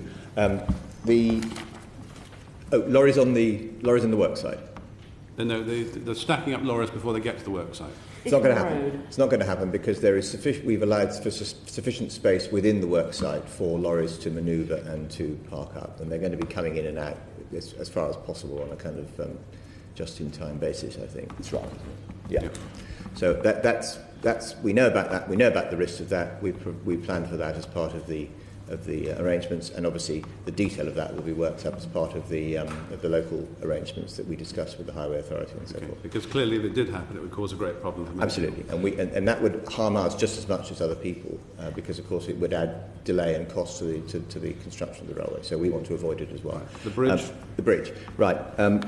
The construction, the concern that the petitioner has arises, I fear, from an error on the maps for the environmental statement, which showed this as a construction route. They shouldn't have done that, and I apologise to the petitioner and to the local community that error was in place. Can I correct it and say that we do not propose that should be a main construction route? The main construction route is along Breakspear Road to get to the satellite work site under the bridge that you saw the petitioner referred to a few moments ago. The only circumstances in which we can conceive of vehicles deviating onto other roads from that route is if we have an exceptional load that simply can't get underneath that bridge. Okay. But that's the nub of that. And we've given an assurance to Ms. Hobday in a letter dated the 17th of June that she may or may not have received, but it's in her capacity as a member of the Ruislip Chamber of Commerce. So that letter is on its way. School noise? School noise, right. P6467.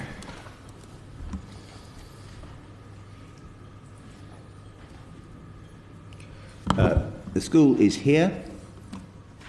As you can see, the noise contour on our predictions in this location, the extent of the lowest observed adverse effect level is substantially to the north of the school site, and that's the effect of the provision of a 5-metre noise barrier along the south side of the HS2 line in this location that you heard about during the course of the Hillingdon petition. Okay, so without the noise barrier, there would have been more noise. There wouldn't be. There's not a significant problem. All right, Mrs. Hobday, any further points you wish to raise? Yes, the lorries that get diverted, I was told they would go around via Harville Road and along the Hall Road to this depot. Now, Harville Road is going to be closed while the bridge is being built there. So where do the lorries go then? No doubt on this route that's lined up. And also, is the Hall Road built to a strength to take the biggest lorries? Yes. It has to, because it carries all the heavy-duty equipment and construction equipment down it. I was told they wouldn't be using, the heavy lorries wouldn't use it. Mr. Mould, can you... Harville, the works we do to the existing Harville Road are going to be done offline in the usual way, so that the tie-in works would take place over the course of a weekend or something like that. I didn't deal with the bridge. Can I just deal with that? You've shown a picture of the bridge. We know about that bridge. We've seen reports from Network Rail who own that bridge. That bridge is carrying an operational railway. It's doing so safely. Its stability is assured, and we will do whatever we reasonably need to do in conjunction with Network Rail to ensure that the works that we do to construct HS2 do not undermine the stability of that bridge. Okay. Mrs. Hopday? Yes, sorry. As far as parking the lorries, though, in the compound at Ruislip goes, I was told that there was no parking space in that compound. How many parking spaces do you think there are? I can't answer that question because we're not at that level of detail. What I've said is that we've planned that compound, we've sized that compound, we've taken the land into the bill that we need to acquire for that compound on the basis that we will have sufficient land to avoid lorries backing up on Ickenham Road trying to get into that compound. Can I ask an associated question, Mr. Mould? Where you get construction lorries coming off a road into a compound and loaded, clearly some of them may get muck on them. Is there cleaning facilities so Yes. they don't track that muck back onto the roads? Yes. Okay, so that's part of the process Yes. of rotate everything. Right. Mrs. Hobday, any further comments? You've done very well, since I sort of rather stopped you doing your slideshow and ask questions. Yes, I've had to rearrange things a little bit, so I hope I haven't missed too much. I think you've made some very pertinent points, and you've brought up something new which nobody has done so far, which is the parking of lorries on roads, which happens quite a lot in London, stacking up, yes. It certainly happened at Victoria Docks. I was amazed the number of lorries there. I would ask in mitigation that HS2 re-evaluate the extension of a tunnel. It would get rid of all these problems. Alternatively, I'd also ask, and I'm not sure that I'm allowed to do this at the moment, or under the present bill, but as the Heathrow spur has been abandoned, would it be possible to look at realigning the route alongside the M1 as it was originally? Hasn't been abandoned, I'm afraid, just yet. It's almost abandoned. But that's one thing we're not allowed to consider, otherwise we've been here for 5 years determining where the route was. Thank God they didn't tell us to do it. Well, I hope I haven't overstepped the mark with what I've said, but I've lived in this area for 77 of my 80 years, and I'm passionate about preserving the lifestyle that I enjoy, and others do. So,